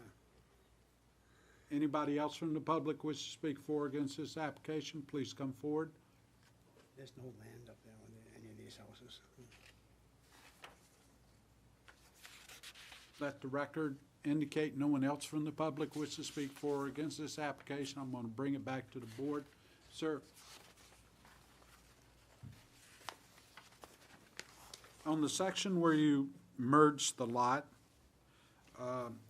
is that indicated it's going to be about 9 feet from it? Yes, what I'm gonna do is actually shift the house over to the left and back off the street. So yeah, I think it's about 9, might actually be even 10 feet, I think, off his asphalt. Okay, That's what it looked like, yeah. about 9 feet. That would be from Thompson Ave, that would be the left side of the place, right? And you're gonna shift it to the right? Yeah, the piece of land that I bought was 65. I'm gonna actually move the house onto that. About, I think it's about 8 feet or 9 feet over. Okay.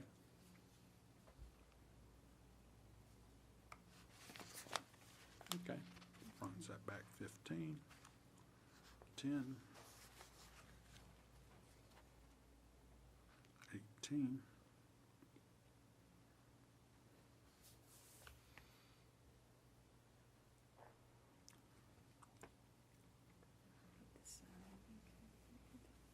So it's gonna go 10 feet into the front.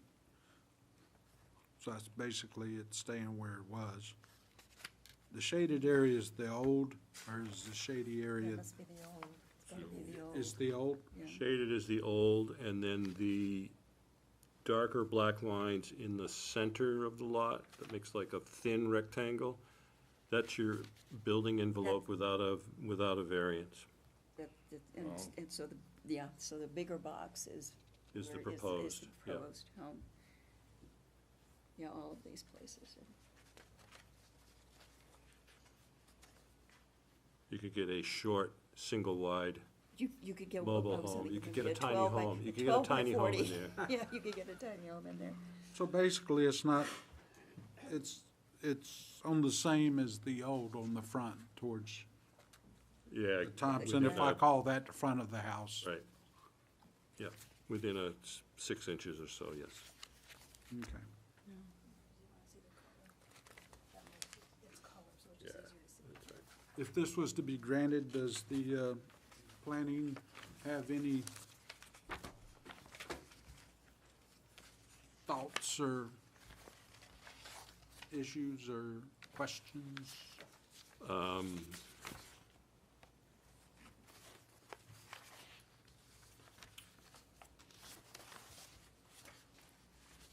No. Okay.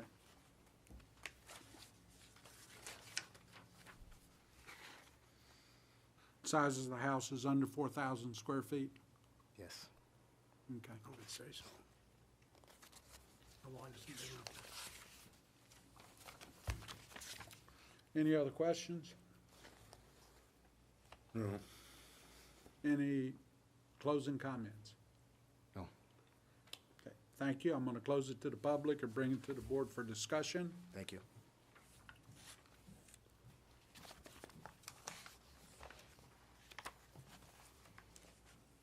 I see it as an improvement in the neighborhood, upgrading the houses, some of those in there are pretty old, and are not able to be rehabbed. It'll make it a more efficient home, so it'll help with all aspects of the environment. Less critters in the neighborhood living under the old porch. Improve property values to put in. It'll help the property values. There'd be no injustice. Seems like justice would be served by allowing it to be done.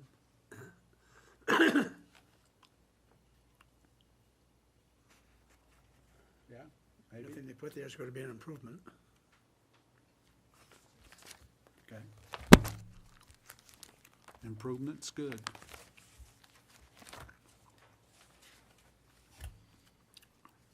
So you feel like it's in the public's interest to do this, in the general public's? We've had two abutters step forward to Okay.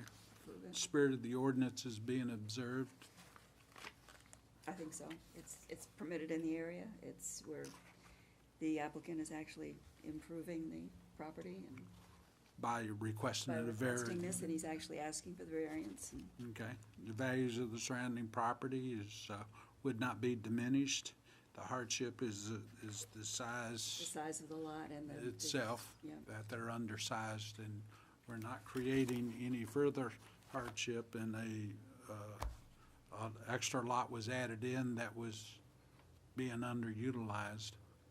So is now being utilized And to we're its, actually moving back from one of the encroachments. We're actually we're moving it back out a little bit more, so it's less intrusive into the setback. so it sounds like we just made a motion to approve it. I think so. I think the board made, Who's making the motion? Look, Ori made the all motion. right, I've made the motion to approve the application. Right, yeah. Do we have a second? I'll second that. We have a second discussion? Which one are you gonna take the second? I got two of them. Either one. No discussion? All those in favor of the motion? Okay, passes. Upgrade Enjoy. Villiers. Yeah. Planning department to give you the necessary information needed. It's okay to build.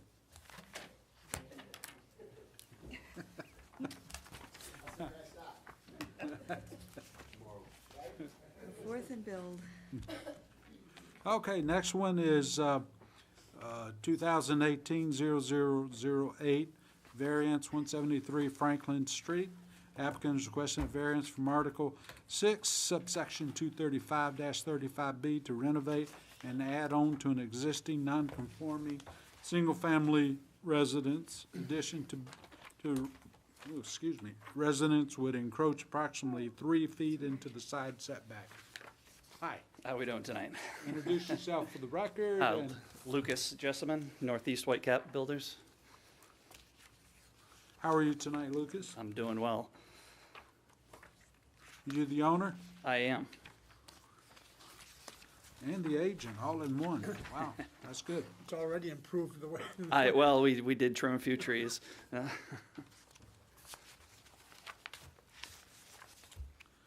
looks like you were provided with a special request here.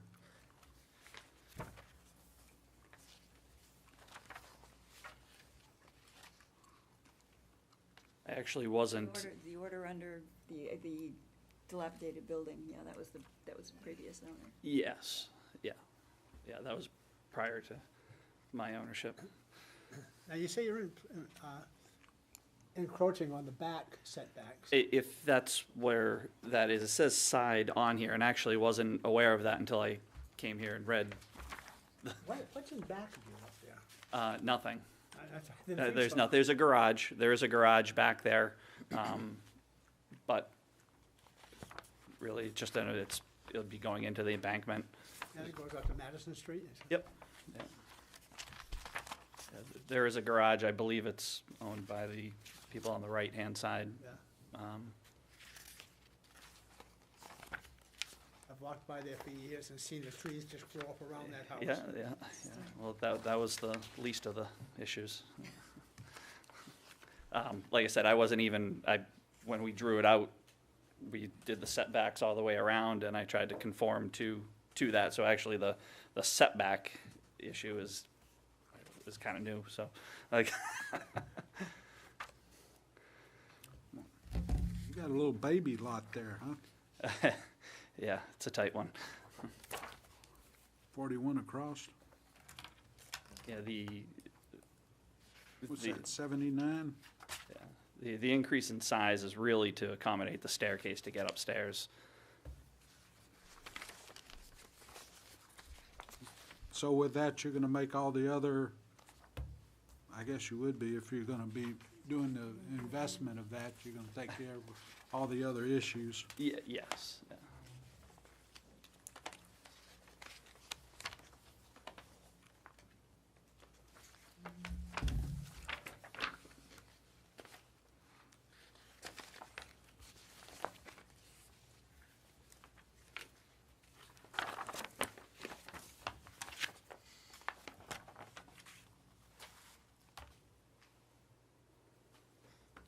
Sweet.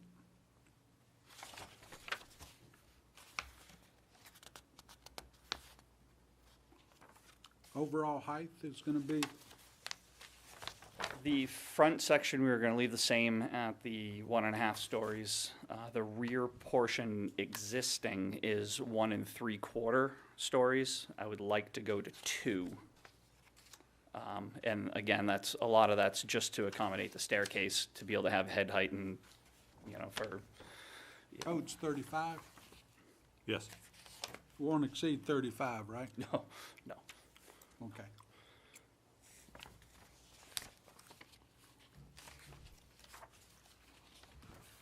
As you look at the front of this property, the left side of the property does not conform to setbacks now.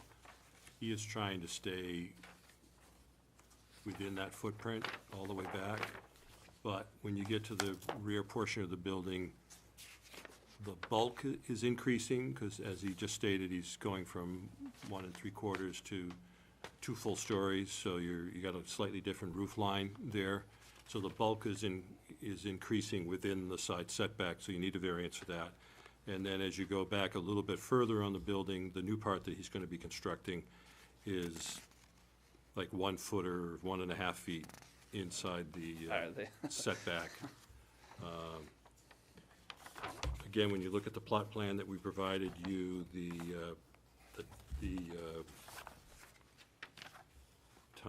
thin rectangle in the middle is the buildable area. Again, a tiny home is all that you'd get on there without variance. He doesn't need front setback, and he doesn't need right side, and he's okay in the rear. It's just that So it's left-hand just side. that left.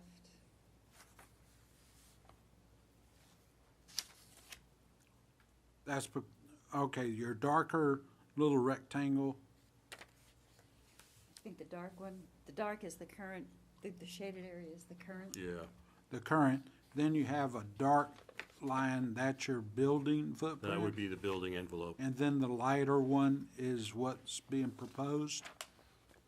And it's that Yeah, back left side. yep, goes in just a little bit. Okay. Any other questions of the applicant at this time? You may have a seat for a second. With that, I'm going to open it up to the public and ask if anybody from the public will speak for or against this application. Please come forward at this time and introduce yourself for the record.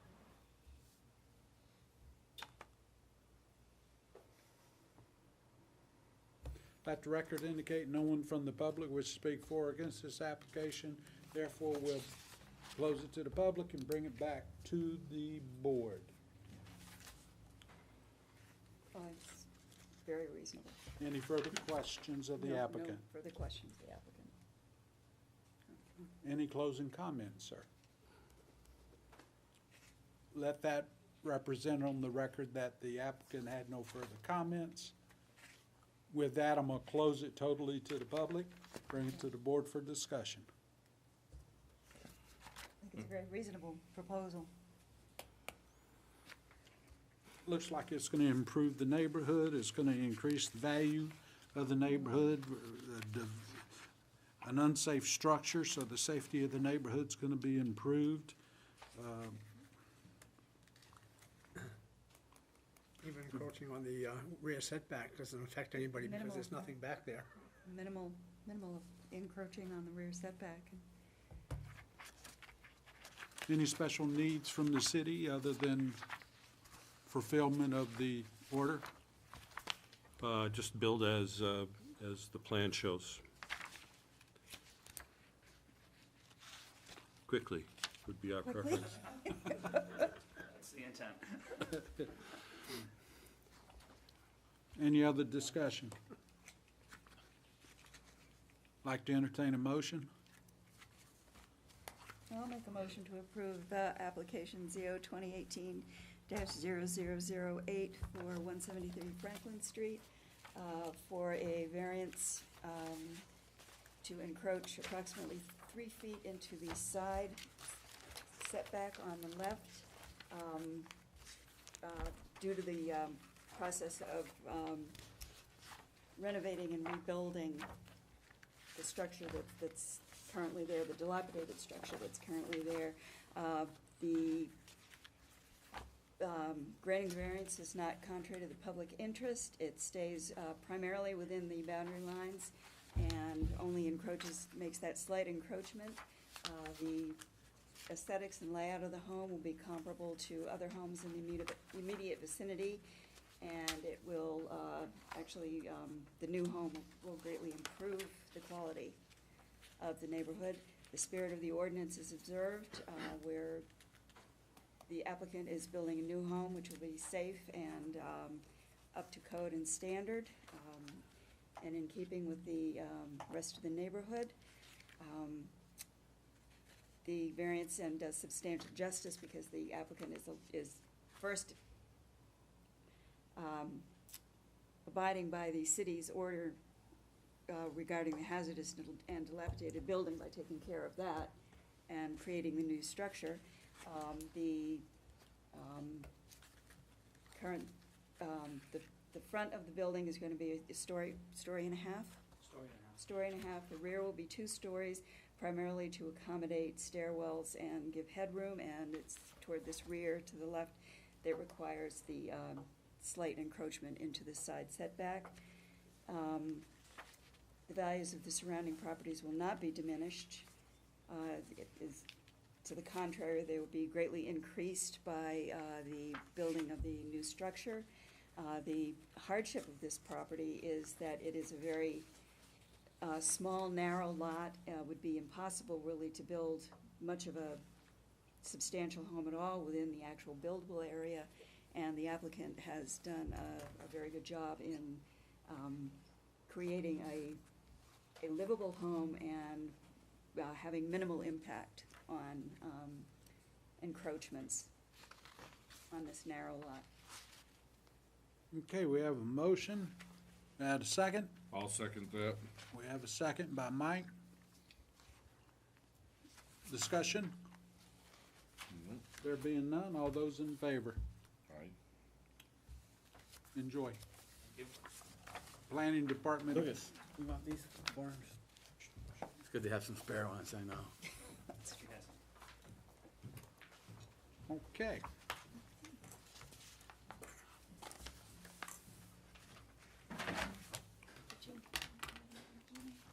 Thank you. Walnut Street.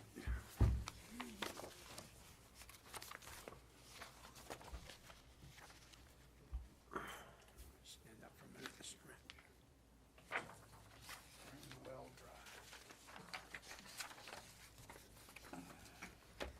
dry. Okay. We're on a roll. Next. Walnut. Everybody going good? Doing good? Keep rolling? Yep. Okay.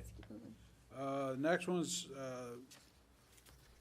application 2019-0009. It's a variance 33 Walnut Street.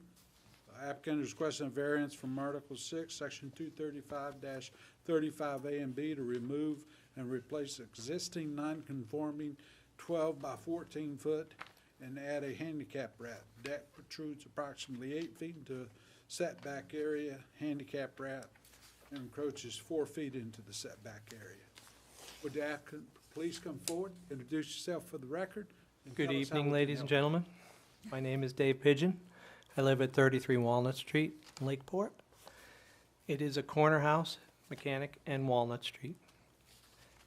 My wife Kathy and I are seeking to remove the old deck that's on there, which is rotting, and replace it with a 3-season room. I know it says replace it with a deck, but it's going to have a roof on it so that it will stop, reroute the ice and snow that is now forming when it comes down off the deck right in front of our back door, which we can't get out of in the wintertime without coming out of the cellar, shoveling up the stairs, and then shoveling the back door out. This is obviously a safety hazard, not only for our fire, but medical too. The variance will not be contrary to the public interest because it will not impair anyone's view or bother anybody that I can see. Nobody's here to challenge that. We will not change only but a few feet on the variance, which we need to come out and cover the deck with the roof and stairs, redo the stairs. I believe it would greatly improve the value of the home, not doing any harm to any abutter. Building this 3-season room would look great and improve the value of my property as well as the surrounding properties. Right now, it causes an unnecessary hardship, like I said, to be able to get out of the house safely and be accessible in and out.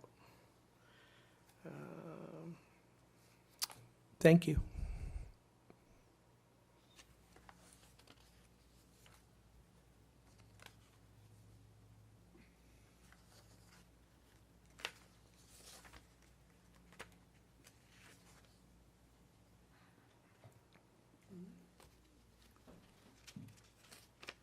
So if I understand this right, we're increasing the size of the deck? By a few feet, sir, yes. Okay.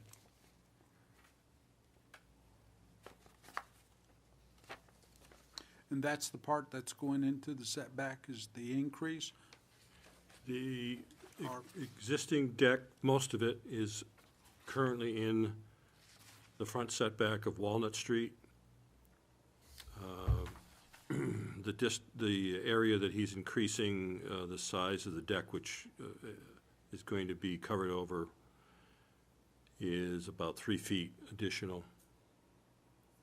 So it's about 24 square feet more that's in the front setback of Walnut Street. So it falls in line with the front of the house, so the front of the Correct. house is, and it's not exceeding any further forward, it's just Correct. increasing 3 feet further to the side. Right.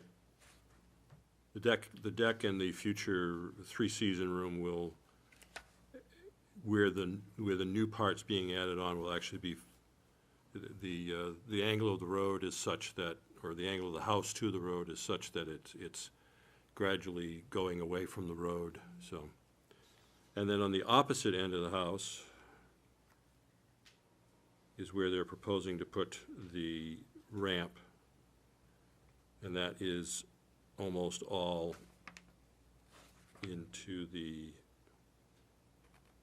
setback, side setback.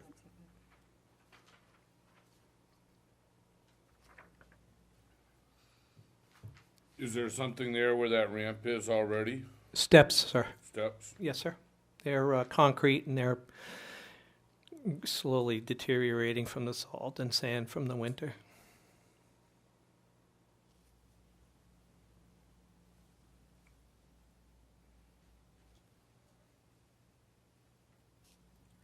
So there's a door, because the ramp doesn't attach to the deck, it just attaches to the house. And so my assumption is there's a door there that it's attaching to or something. On that side of the house, no, sir, there is no door. So, forgive my ignorance, what is it attaching to? I don't know how the contractor is gonna, it would probably go to the house, yes, but, The deck doesn't go that far down, does it?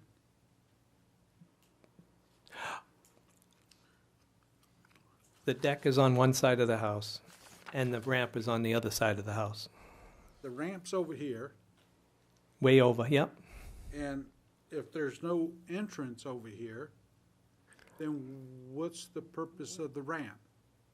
When I come out of Mechanic Street and make an immediate right, it's a ramp down into my backyard, which goes into my in-laws, my mother and father-in-law, which are 78 and 80 years old, which I'm thinking would help them immensely, moving them around and come over the house and visit.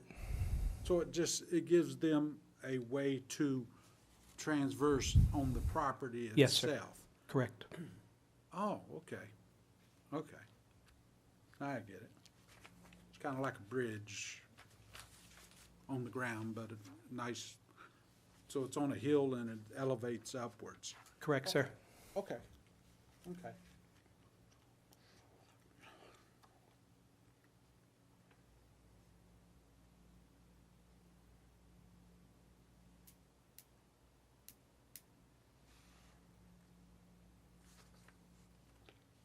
Any other questions of the applicant at this time?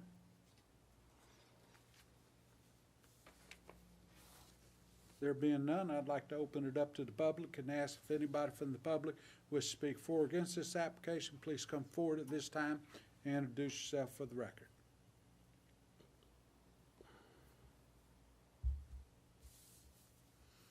Let the record indicate no one from the public wishes to speak for or against this application. I'll bring it back to the board. Further questions? And I guess I'm going to ask this, and I guess I should have been really paying attention there. So this ramp that is on this opposite side of Walnut Street here. This doesn't go into the house or access, it's really just across the ground. Correct, sir. So it's not attached to the house? It would have to be attached to the house, but it's going into the backyard to access my in-laws' house.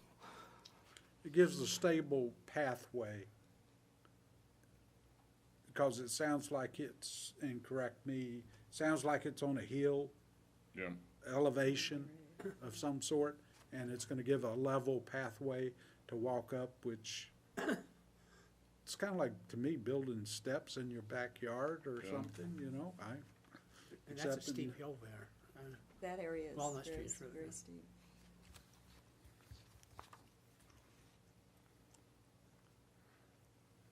to me, which makes sense, because I think even if you weren't elderly, something like that, make it nice to be able to get up and down on your property.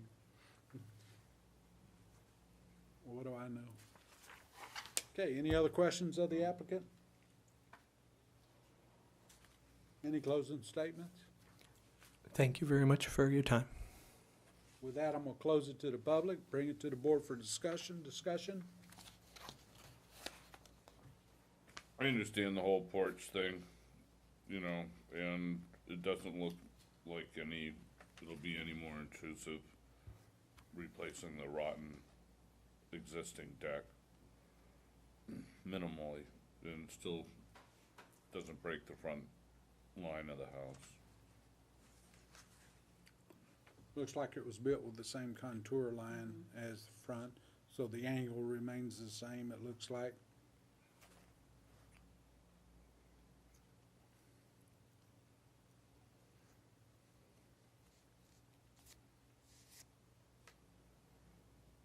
I know with the way mine is, I wished I had a front porch roof on my house. So do Mhm. I.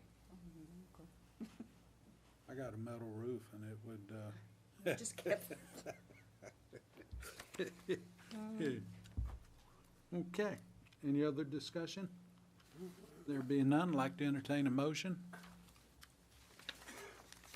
Entertain a motion to accept application 2019-0009, 33 Walnut Street. They're looking for a variance here from 235 Table 2 for our setbacks. So I think that granting this would not be contrary to the public interest. I think it's improving the neighborhood. I think living safely, spirit of the ordinance is observed. Keep your house in good shape. Said substantial justice would be done because they'd be able to use the house safely and provide access for their elderly parents. It's not going to diminish the property values around it. And the hardship is that this is a house that's, like many here in Laconia, was created before the zoning, so the lot size doesn't necessarily have all the proper setbacks. So this is a reasonable use. Once again, you're improving the house, your neighborhood. And that's what I'm feeling. Okay, we have a motion. Second. Have a second. Discussion of the motion. Any special needs or from planning? No. So there be no discussion. All those in favor? Okay, passes. Thank you much. Thank you. Planning Department to provide you with the necessary permits and whatnot, so enjoy. Good evening. Good evening. Okay, next application, Simpson Ave. 2019-0010, variance. Applicant is requesting a variance from Article 6, Section 235, 35A and B to add 12-foot by 45-foot deck and a handicap ramp. Deck is located entirely within setback area. Handicap ramp is located entirely in front setback. The applicant, please come forward, introduce yourself for the record. Hi, good evening. My name is Sushil. Hi. Simple application. I would like to build the deck and size-wise and whatever, so length-wise, just I'm going to purchase that property. Right. And I would like to make nice attraction for the viewers. That is my plan. Perfect.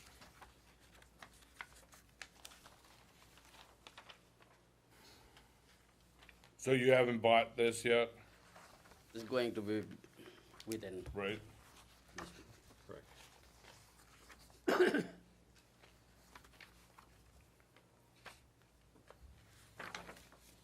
Is that a year-round home? Yeah. You'll be staying there year-round, 12 months a year? After when I hand over from somebody. I didn't know if they plowed in there in the wintertime. Oh, yeah. They get down, because that's where this is right where the lower entrance and exit from this neighborhood is. Yeah, front during of. during the winter time.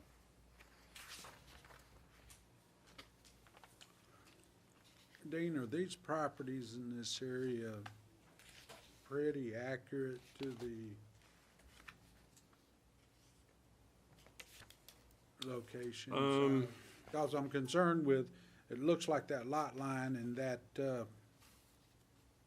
front section is, that whole quarter of the deck is, I mean, if not on the lot line, within inches of the lot line?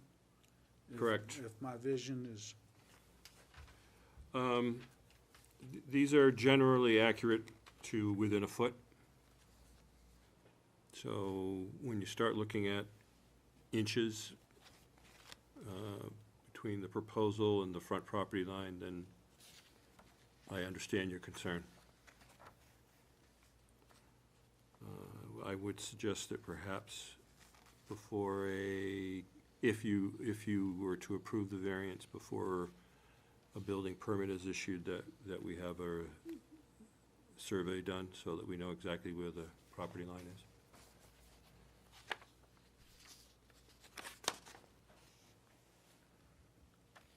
if this was to be, what is that setback there? Is that 15? Yes. So theoretically, there should be 3 feet there. Yeah, more than 3 feet, I think. Backside, yeah. On that corner, if that's 12 to that side? Well, the setback is 15. The present house is non-conforming. It doesn't meet the 15-foot. Oh, okay. There's already a porch on that The western backside. side. How wide is that? It's 4 feet, I think, the behind. The one that's already there? Yeah. That all the round is already, there is decks, whatever the edge it is, just I would like to, attach that side.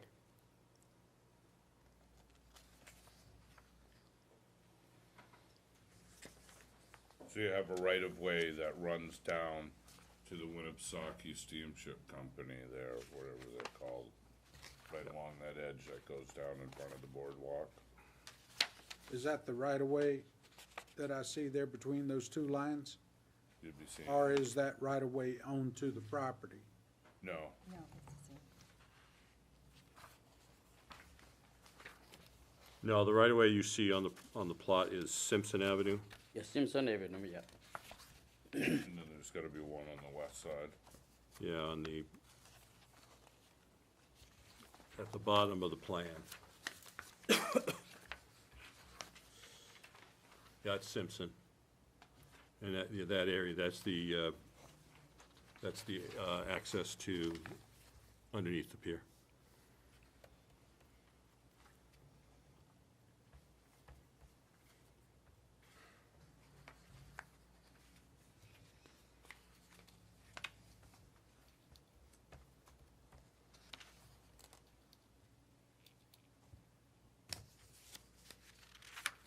So that's on a corner.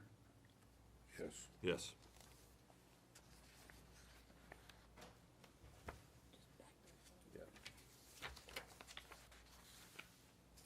a little bit different view. So this is Simpson. And the yellow is the property and, for the applicant, and then there's the access down. And then right next to that is the railroad.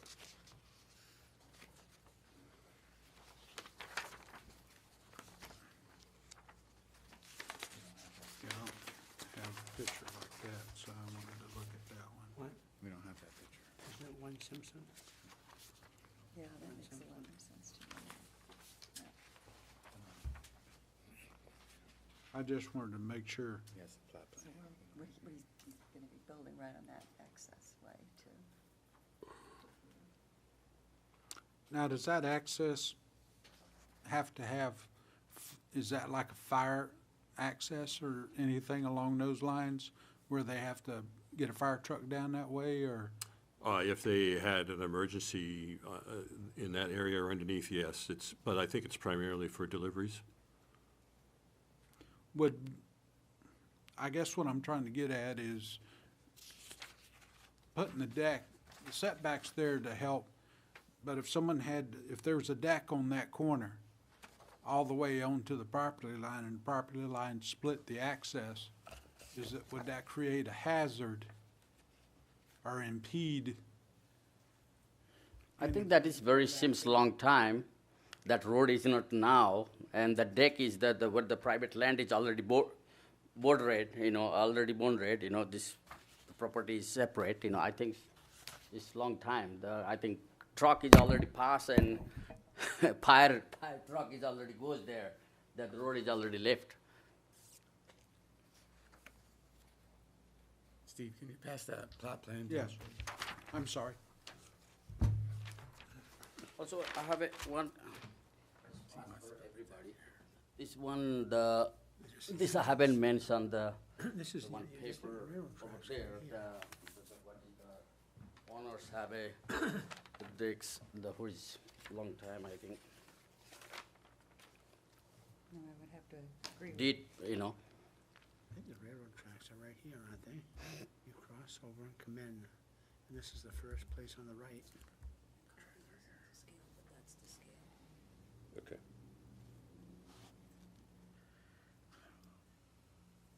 I guess I just have concerns in that corner, because with the drawings I have before me and stuff like that, and that being an easement, an access point to get down below,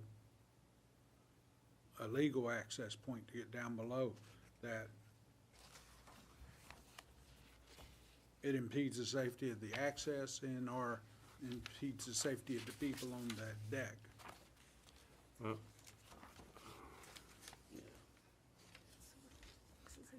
the owner of the property, if they so chose,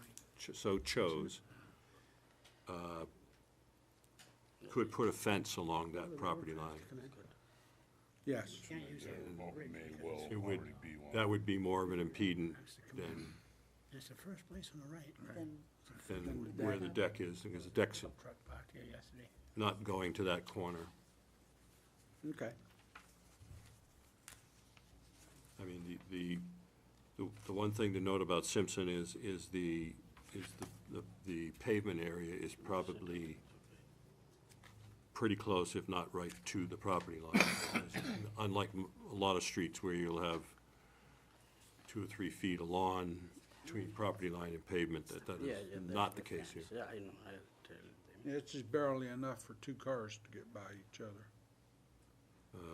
Yeah, Optimistic. it's tight, but It yes. says. Well, I'm an optimist, I mean, Two small you know. ones. Round cars. All right.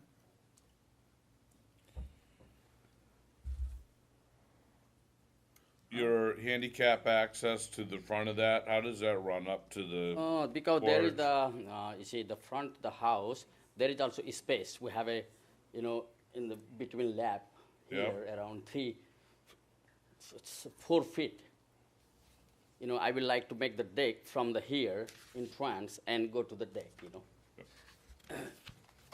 There is quite enough space in the Simpson Avenue, that is which is land is enough land. Okay. It is crying out for a upgrade. All right. Any other questions at the moment? There being none, you may have a seat for a second. I'd like to open it up to the public and ask if anybody from the public wishes to speak for or against this application. Please come forward and introduce yourself for the record. Ryan Cardella, Winnipesaukee Pier. We are the direct abutter behind this proposed project. We are not for it I guess we're for every growth and everything that's going on there. We just want to make sure, A, we do still have the right of way for emergency vehicles. It actually is a fire lane. Yeah. As well as we have a lot of people coming on and off that property more and more every year. And if I need EMTs down there, I'm not sure how obvious that works. And this is all year round at the pier. So once we get snow involved, access points there, that's the only thing we're nervous about. And then, of course, parking, once that expands, because right now that's currently the current owner's 2 parking spots, because Simpson Ave does get a little busy during certain holidays. And so you also want access down that little road that, We already have access. I yeah. mean, you have access. We but I want mean, the you just fire wanna department be able and- to turn and, You can barely turn now. I don't. It's one car at one time. Just needs to be kept. But as indicated, they could put a fence there. Of course. Yep. Without even being here. And as indicated, it would probably create more issues for you, maybe? I'm just worried about the parking spot itself. So with the fence there, you can still park 2 cars on the opposite side of the fence. Once that deck's there, you cannot park any cars there. Where do those 2 cars go for that property now? Oh, I see what you're Yeah, saying. The deck is where he parks. Yeah, Correct. so that is a Good good point. question. Where's, Good question. where's the parking gonna be if it's taken up by deck? Because you can't park in the fire lane, Correct. and Simpson Ave is not wide enough The park. to park. Correct. Okay. Trust me, we're for growth and making this place, we do agree it needs to be redone. We just want to make sure it makes sense all the way around. And of course, when it comes to the safety, that's one thing we talk. Okay. Good point. Thank Valid you. point. Valid. Anybody, sir, please? Just wait. Okay. Yes, ma'am. Come ahead. Yes,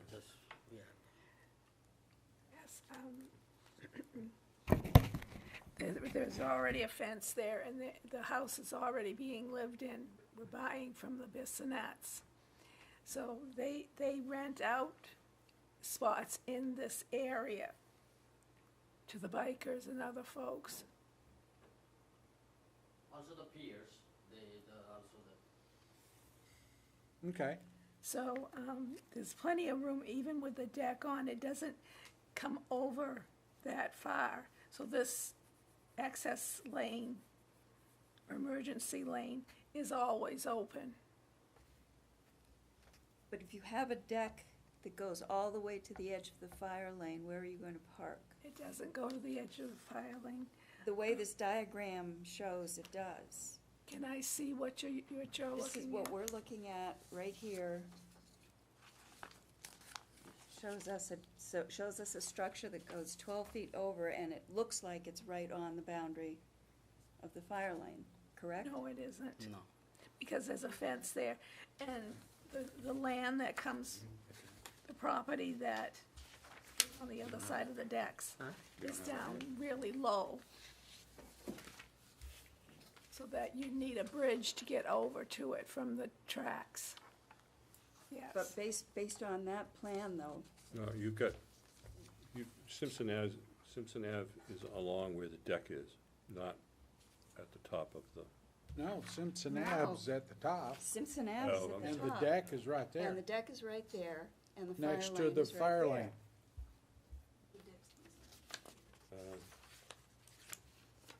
Yeah. No, According to the tax map, Simpson Ave is at the top. You're right. This is Yeah. Simpson Ave right here.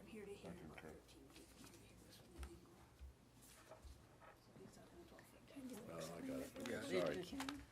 Yeah. Sorry, they will sit. The So, parking is, I mean, The that parking- was the only place that's parking for that property. yeah, So that would take up the park. Yeah, I drew that in there, that's where he went. So, sounds like we need more information on this, because if I had to look at this, that would take up their parking spaces. And then they'd need a parking plan. So some way, shape, or form, they need a better plan and parking plan, because there's no on-street parking, correct? There is we have a Usually two end up parking, sir. parking. We have a two car parking in the behind here, okay? Already we are doing. We have a in the front, we have a two parking place in the front also. We have. The guy who, my owner, right now, he's parking for 5 lane, car over there. You have the pickup truck that was there? Yeah. There's nothing marked out there, but traditionally. Yeah, that that's is his land, the front, you will see the front, that is his land, and that is his land.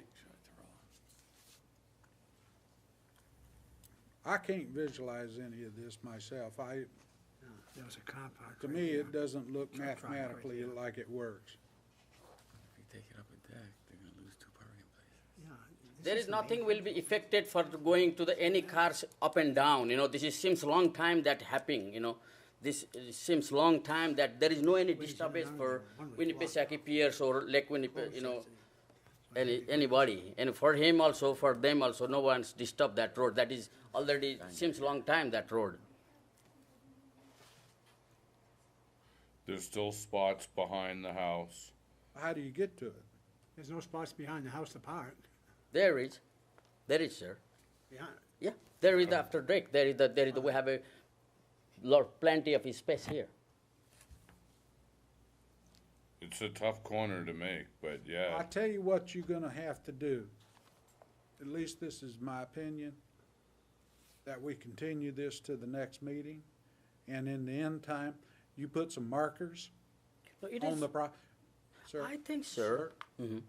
You put some markers down, showing where this deck's gonna be physically to that, so we can, and then we'll go out and look at this with the markers in place. the tape measure. I think, sir, I think I give that kind of map, no? What I see here Yeah. tells me that you got all kinds of problems. You got no parking, and you're right on the No, that property is, line. may I show you that one? Can you look for? that's what I saw yesterday too. No parking. Maybe that's, may I pass you? Please. Yeah, this have a, clear, also I will, Junk in back of here, he's gotta get somebody in there to clean that all also up. can you look that You can property? co- May I come here? Yes, please. Also, this property have okay, that road is actually belong to that house, actually. There is a going to gate the, there. For this house, okay? And this is the enough land, okay? Look, enough land here to the parking, okay, I have. And this is the front, is the enough land for us. And this is my neighbor next door. I don't think you can drive down in No, here. not this one, here. Yeah, yeah.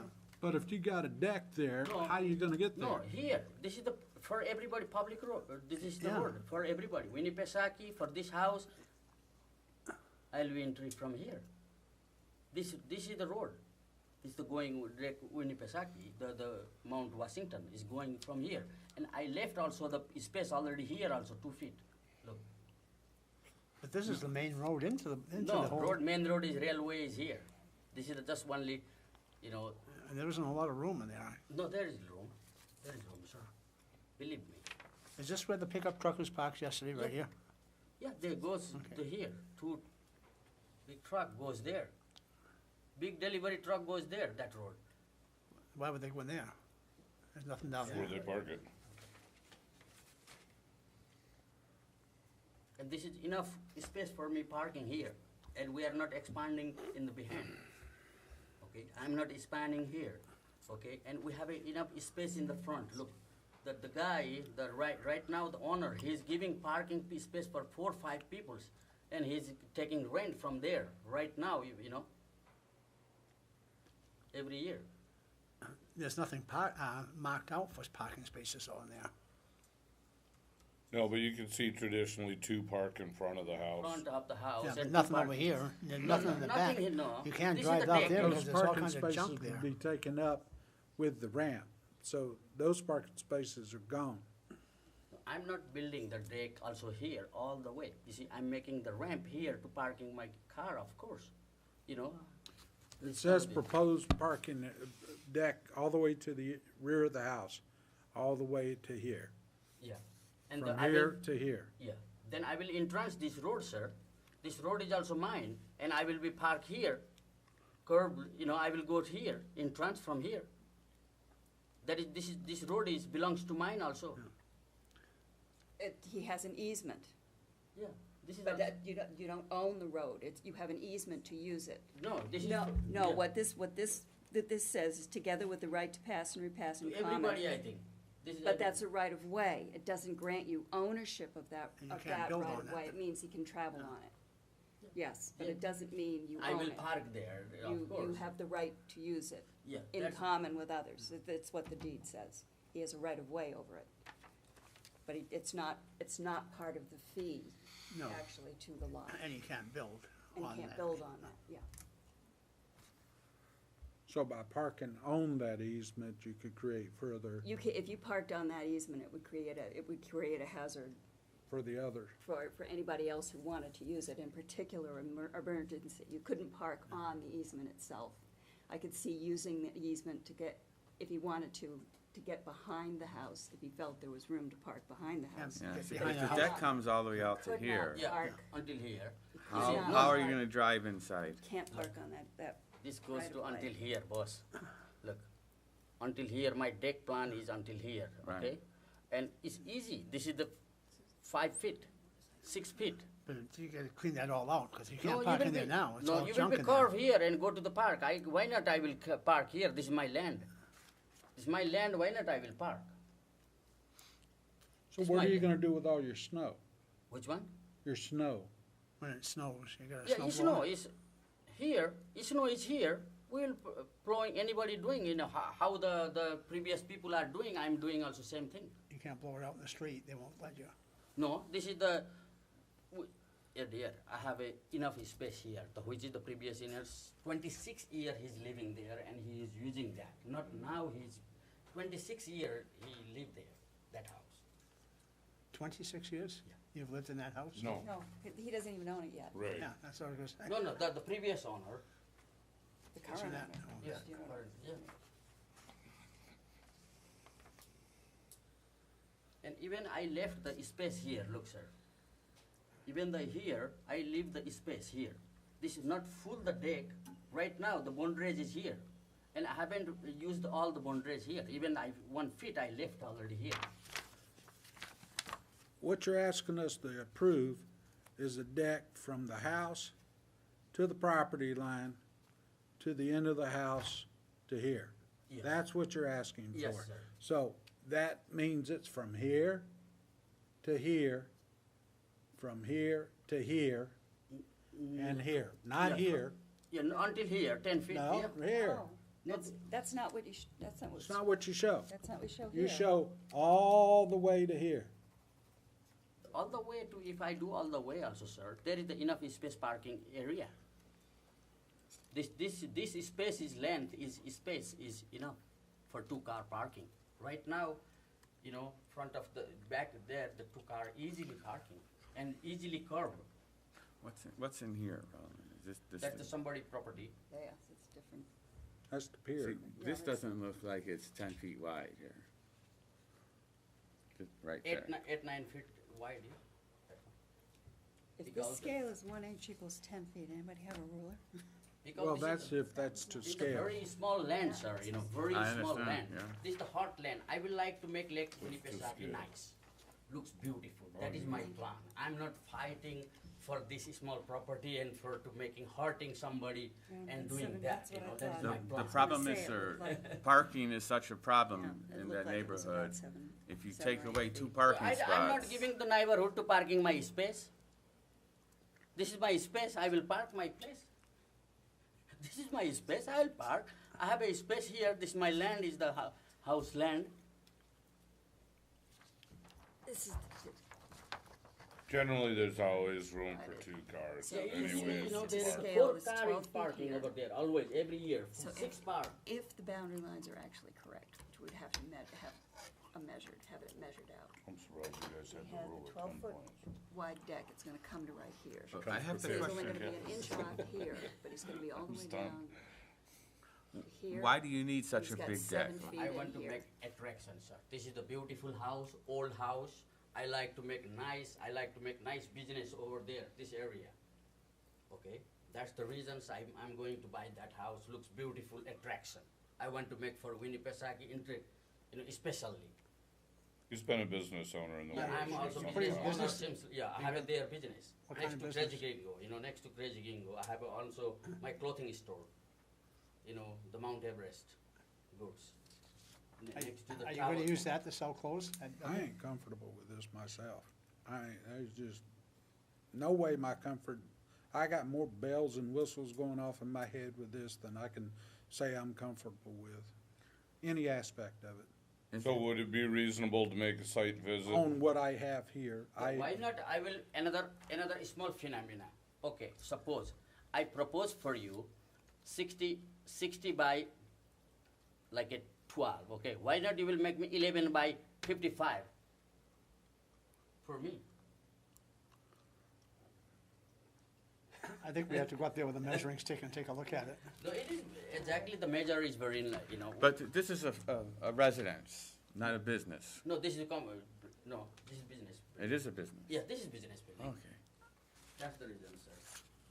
It's in resort commercial. What kind of business were you gonna have?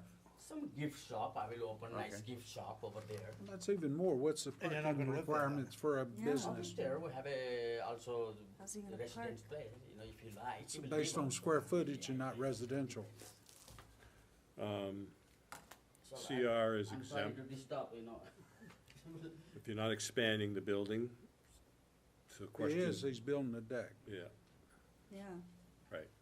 so he is expanding the But building. there's something already on that side, I just don't know how big it is. And I don't know, and I'm not a surveyor, so I don't know how close 12-foot is to that corner, and we cannot build onto it, and we cannot create a worse, Right. by the code, we cannot create a worse non-condition. Like, without even a survey or nothing to say exact how things are. And I don't know how parking's gonna fit back there. It's 7 feet It's tight. and 8 feet at the wide point. So short of a survey and a site plan, I don't know how to say that this works. And the only way that I could even see it is to stop the deck here and then have that for parking. But Especially- even going out to the property line is gonna But be even tough. going out to the property That's- line is problematic, but it You would got be a deck that would be 13 by, here. And then the rest of this could be parking. But I can't, I just can't see a deck the full length of the house. I just can't. I could see it from here to here, max. and I can't even say that without knowing exactly where that's at. Yeah. I don't know where the And then- property line is, and I've and- seen, in real estate, I've already seen buildings built on property lines, past property Yeah, lines, oh, yeah. Believe me, and stuff like that, that's so what I I've have, done for 34 years. I know exactly what you're talking about. behind Christmas Island, Yeah. great example. Right, yeah. Well, There's a there are- road that the houses are built in the middle of. There's a place up in Grafton, in Carroll County where I- they've built houses on, right straddling the boundary lines, yes. Yeah. Now, we'd have to see, I think. I need to know, a can't- survey. I need a survey, I mean. Existing Mike- conditions Mike has- survey? Mike has suggested Yeah. a site, And a Site site plan visit. showing where well, this proposed parking would go. Mike had suggested a site visit even, to be able to actually see it Once I get a survey, once I get a survey. That's- because know where the I'm not bins gonna are. guess, cause I don't Yeah, know where this that's true. property line is. We'd need I to think the know. next thing we gotta do is find out what he's gonna use that building for, whether he's gonna live there or have a store there. We I already I said can't, commercial. I can't approve, it's gotta do more than this. Is it zone I just commercial? can't. Resort CR, commercial? resort It's commercial. zone commercial, he can have a store there. We're the weird. I'm just saying, You have a big sign that moves. Probably be I a mean, good addition to the Weirs, but you don't wanna be stumbling over it. no. And I can't believe they wouldn't require a survey to get, transfer of property. How do you get title insurance without a survey? Well, Alta can waive, can waive the survey. And there's a reference in this deed to a plan. So there may already be a plan of record, but they don't give me a book and page. Because they're giving me a meets and bounds description. But they don't reference land in Laconia, New Hampshire, Boston Main Railroad to Archie Maycomber. And it says on record at the Belknap County Registry of Deeds. So. But it no doesn't- book and page? But no book and page of what the plan is, so we'd have to look up under Maycomber and see what the plan is. But even so, still have to locate the monuments on the ground so that you would know exactly where the lines lay, as you said.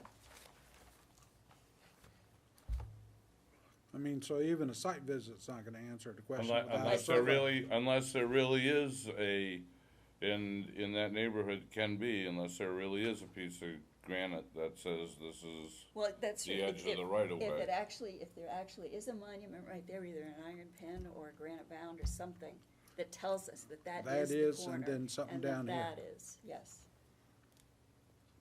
But we'd have to locate, I mean, They would have- the monuments would have to be located on the For ground. us. Do you know if there are monuments or pins or markers? No, sir. This is since long time that the rules. That is my house owner always. That right now the where I'm going to build the deck, he's parking 2 truck. Always he rent for somebody, and the behind he rent for somebody 2 truck every year. And front he rent for somebody 5 car. He always every year he rent for somebody. He's every year. That is his professional. That's fine. Doesn't mean he's parking on his property. It doesn't mean anything. Yeah, to and me. I mean, sir, why you gonna be disturbed if I parking in the ground, and the fire line will be disturbed? I don't think fire line will be disturbed when I parking in the behind in my property. We have to find out what your property is. Yeah. Cause the math don't add up.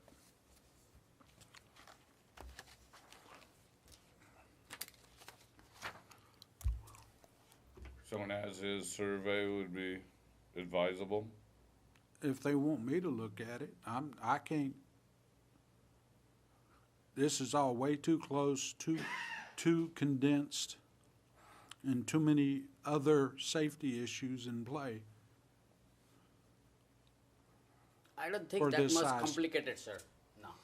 This is very I can easy appreciate that, sir. Yeah, when you look And maybe the I've maps. done this since 1996, sir, so complicated or not, I have a really good sense of this, so I appreciate that. That point is not looks messy, but it is not it was around since long time, car going in back and big truck is in and Does the out. board wish?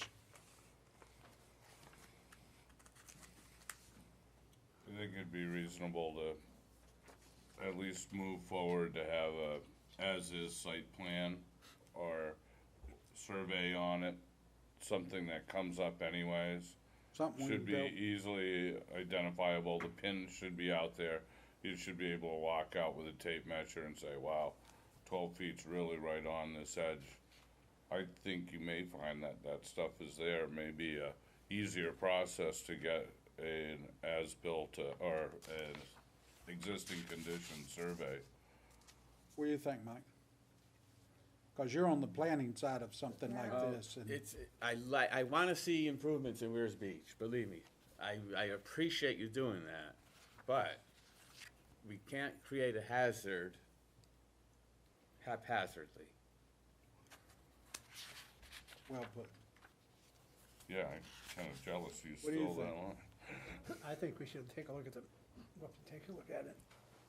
With or without a survey? With a survey, so we can see what we're actually looking at? If we can get a survey, yes, if we Well, can. that's up to him to provide it, and then once it's provided, we can go take a look-see. Yeah, because that's right out in the right of way, and that's the main entrance into Yeah, oh, yeah. the circle. Really, he's gonna We can't insist block on that off. No, there's a lot Okay. of traffic, there anyways, I can certainly appreciate Ryan's, concern, because there is a lot of traffic now with the East Coast flight craft, along with the Winnipesaukee Steamship Company loading in and out of there, that is fairly heavily used. For being a little out of the way alley, it's fairly heavily used. Plus garbage from all of the whole pier. I could see pedestrians taking a shortcut across the corner. It's fairly built. Yeah. Sir, I just think- what we're gonna do is continue this to the next meeting, if you can get this completed, is we're gonna need a, what's it called, as is? It's a existing condition survey. So the house is there, everything is there. You go out and get someone who can sign it, say, look, this point's here, this point's Yeah, here. that is So a- when we go out, we're like, oh, okay, that monument is there, or it's been uncovered. So it translates into when we put the tape on the side of it and says, well, that's what 12 feet looks Yeah. like. This is the exactly measure point of the map. Yeah. You know, because I did also measure myself, you know, Yeah. when I was there. That's why I'm buying without measuring if the land is less or big in whatever neighbor, you know, I'm not buying the propaganda place, you know. How to That's explain where I this? bought. What we want. I'm sorry? Are you able to explain to him what we want? Cause I think we're done. Okay, yep.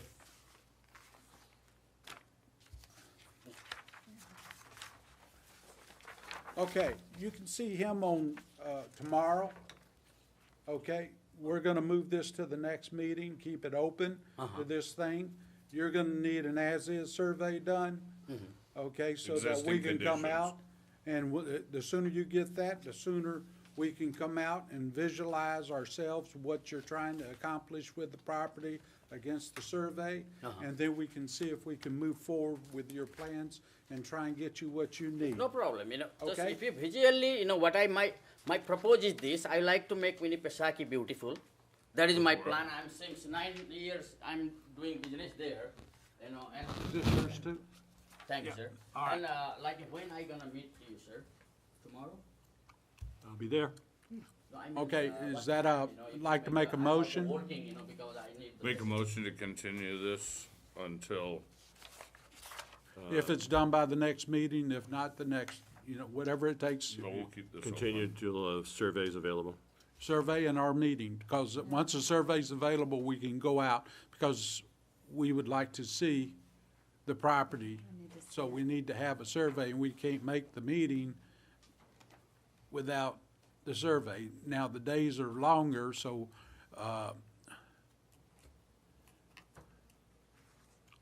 it gives us some opportunity to get out there. But we can't do it without a survey. And we can't make that appointment without the you see what chain of events? Yep. So I'd like to say by the next meeting, but I doubt it's gonna happen by the next meeting. Okay.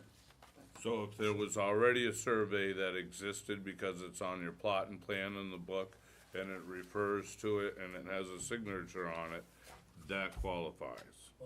All right, and then we'll be able to see what it is. Some of these pieces haven't been surveyed since 1930 something, and that's what we're trying to pay attention to here.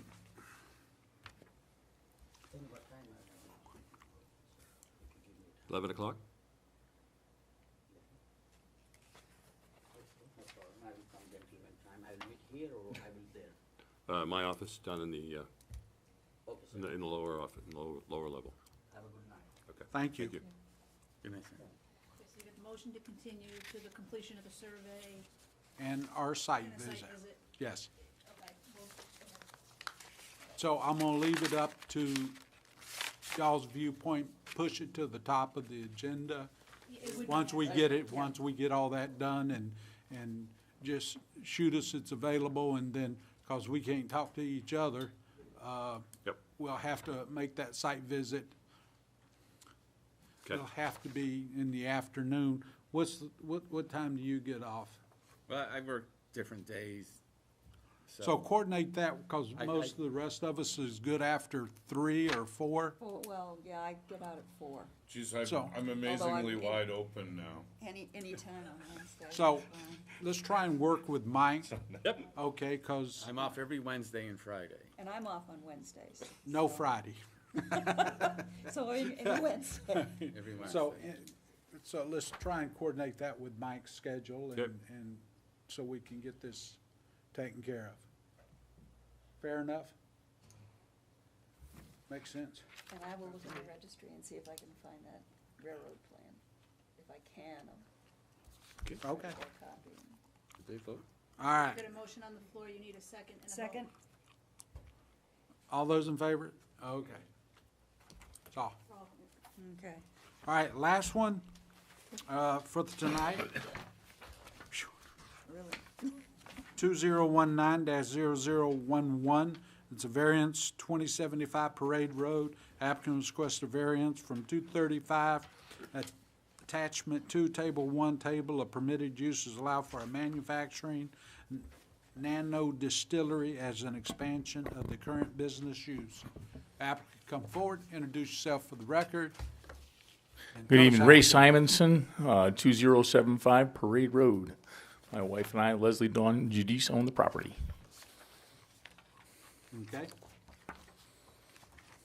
You wanna put a mini brewery in? A nano distillery, sir.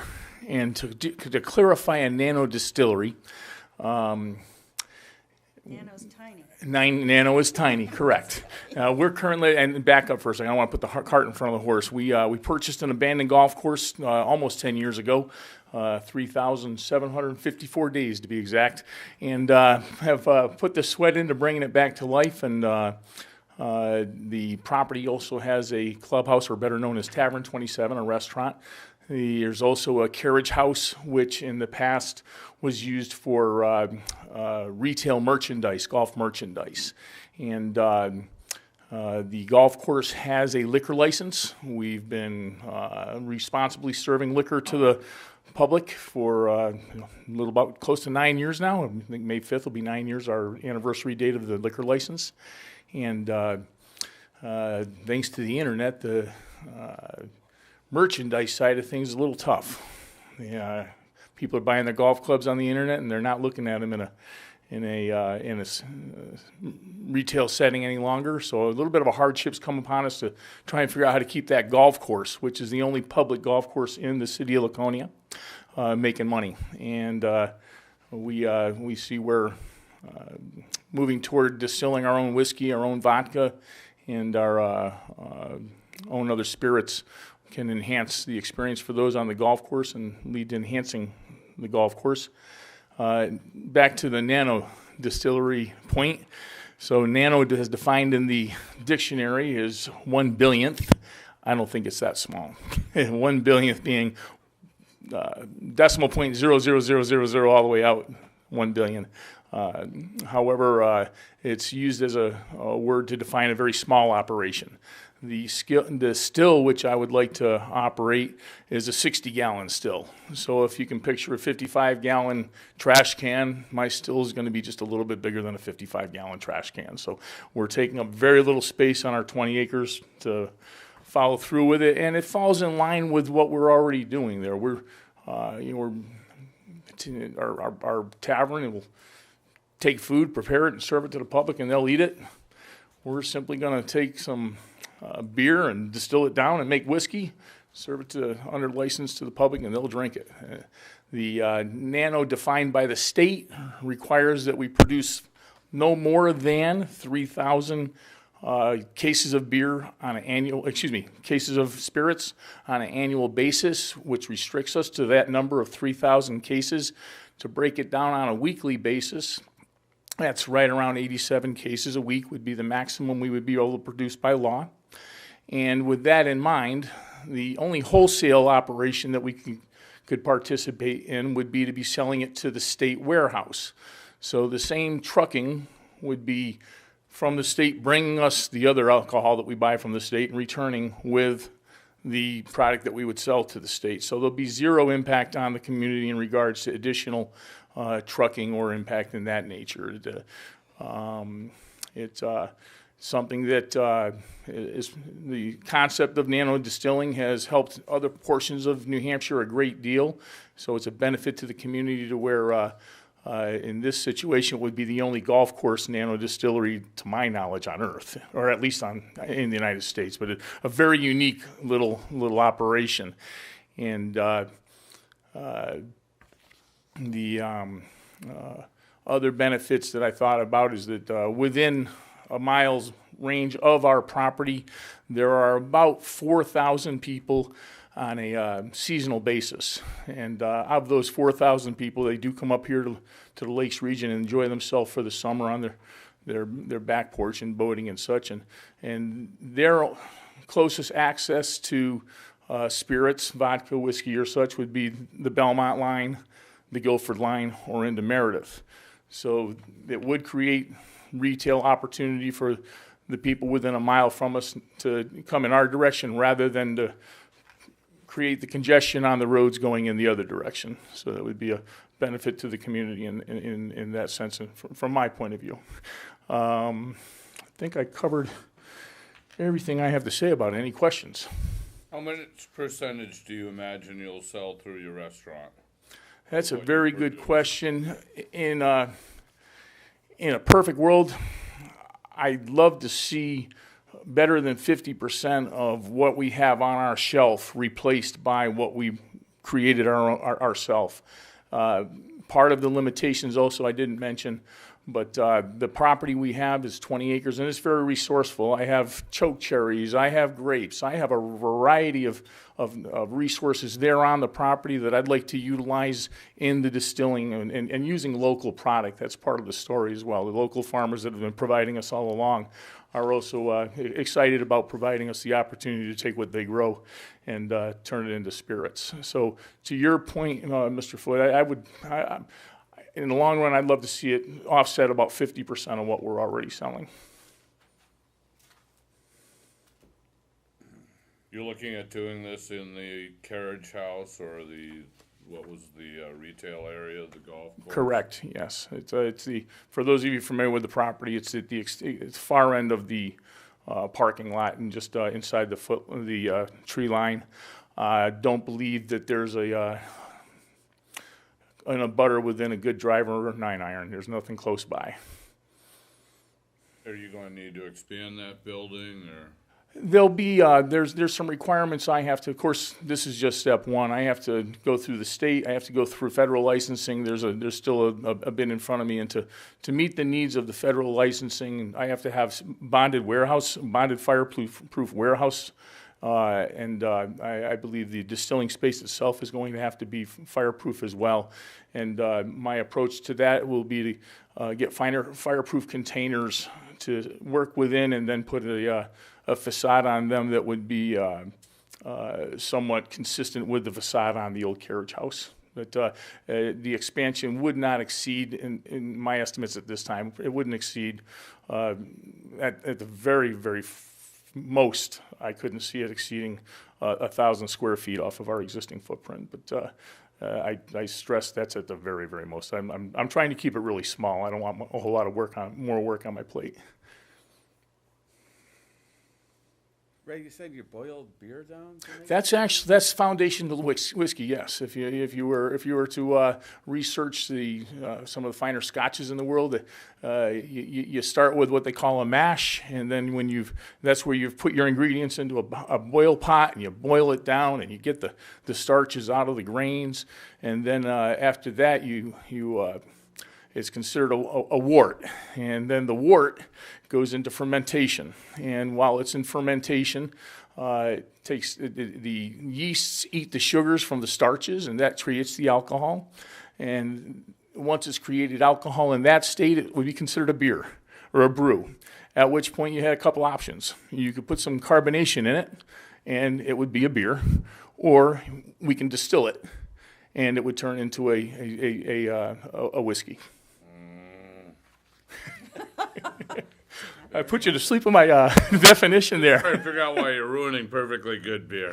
You know, I wish there was a way that the state would give me a license for both. Boy, I'd rather have a brewery. They'll license me for one or the other. It's, yeah, that's something that's not for this. Very interesting. Yes, it is. It is. Okay. Any questions? I guess you can't make wine then either. Exactly. So, well, wine can be distilled though. So I can I can make wine and distill it down, and I would end up with brandy. And this is what I intend to do with some of the local grapes that have been on that property back to the days of the DeLucas, and they actually, interesting point, wine's been made on that property before, and I could easily do what I'm presenting without anybody even knowing I was doing it, because it's a very small operation. But I wouldn't be able to get the approval of the state and the federal government to move forward legally, and that's why I'm in front of the board today. Very good, Ray. Any other questions? Any issues, planning, any requests or anything? No, I mean, this is a use variance as opposed to dimensional, and where he's reusing already approved space that was retail and a couple other things over the years.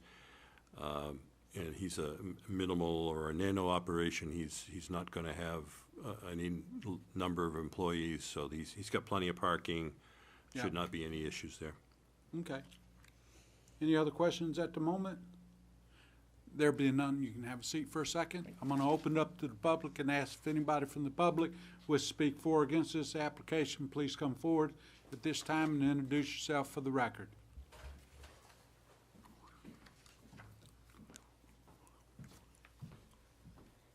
Hello, I'm Alan Sheldon. I'm a butter of his, and we bought a piece of land right out on Crockett, first piece on the right, and we plan on building up here, building a small house to retire.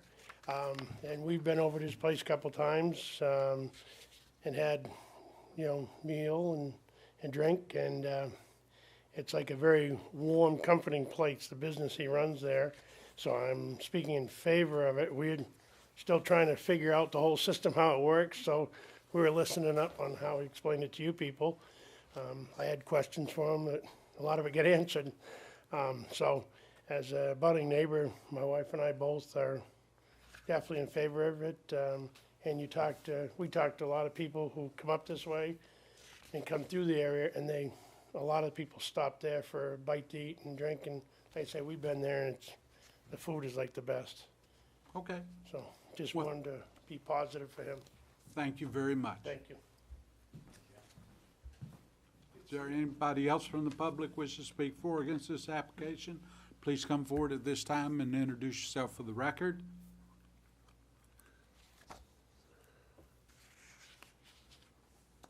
Let the record indicate no one else from the public wishes to speak for or against this application. I'll bring it back.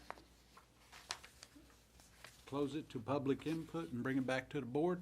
Questions? Any further questions? Questions?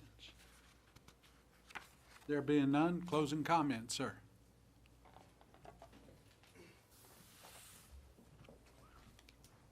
I'd just like to thank you all for your time. I thought some letters were written, but Yeah, there's one. no, okay. There's one. Thank you very much for your time. You're welcome. Thank you. With that, I'm going to close it to the public altogether, bring it to the board for discussion.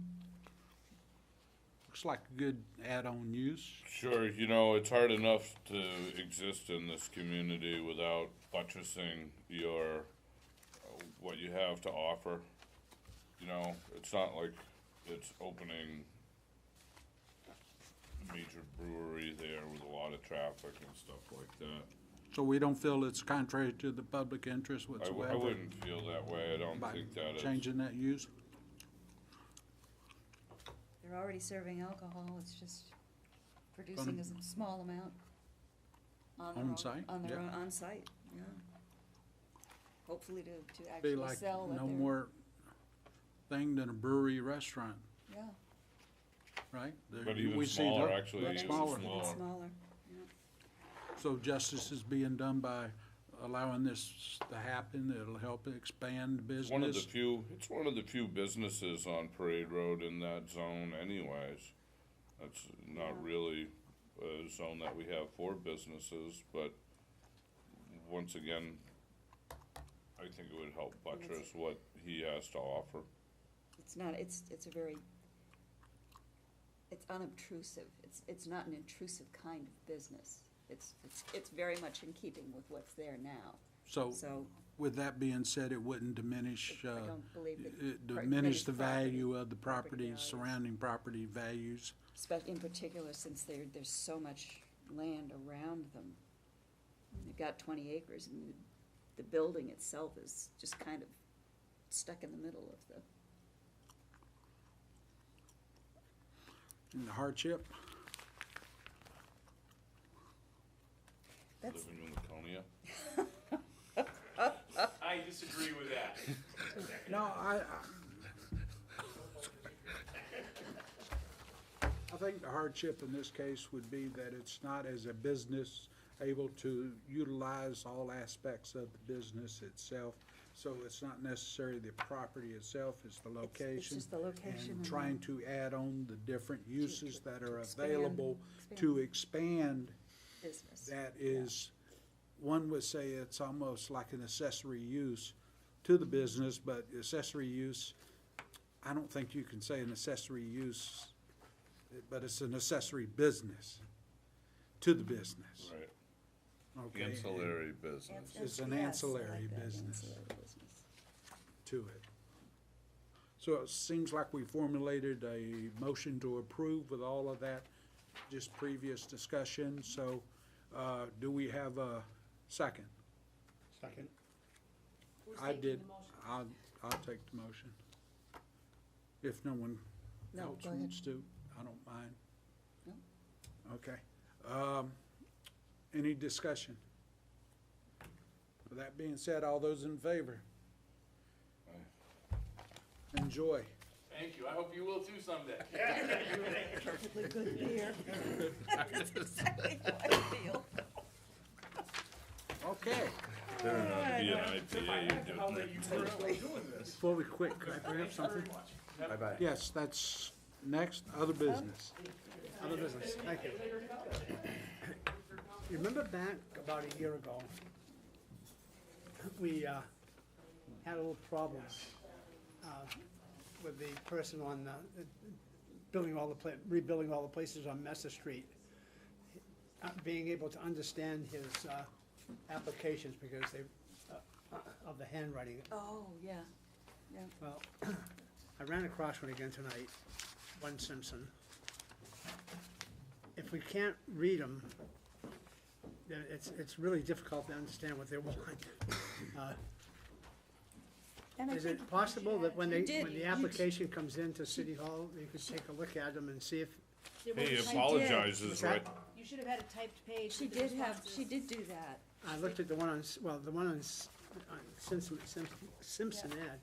So you Yeah. should have had a typed Yep, there page was a and typed- attached to it with, I typed his answers because they were impossible. Yeah. Yeah. She No, I did- know you're doing your, best you can. Apologizes right at the top. It says, "I'm sorry about my handwriting. If you need to explain, please call me." Yeah, but No. she did type it out. That doesn't help being able to understand what he's writing either. No, but she did type it out for us, so. I know he did. Yeah.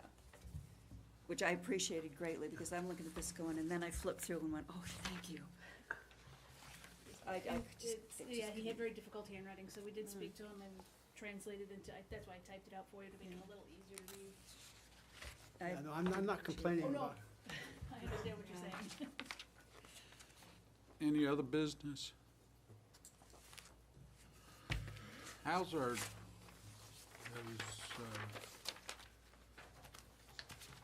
feuding neighbors Oh, that went to the United States We Supreme Court?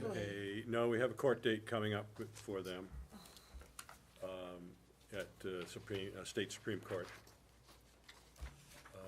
I forget the exact date, but it's coming up within a couple of weeks. which case is that?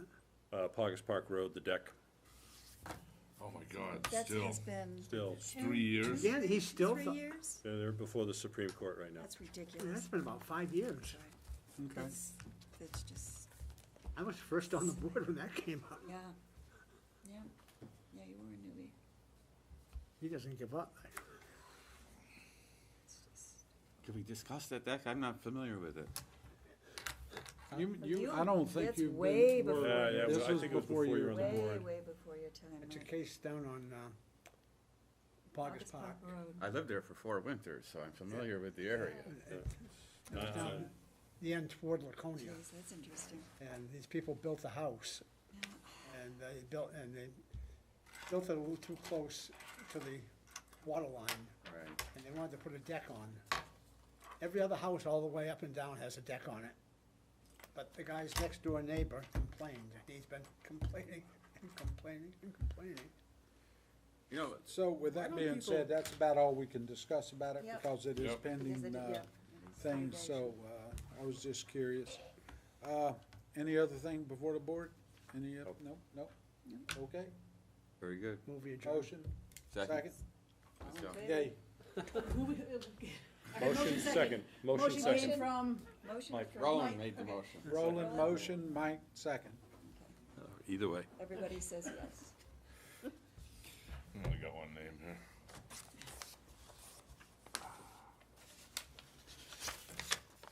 Well, thank you for slogging through.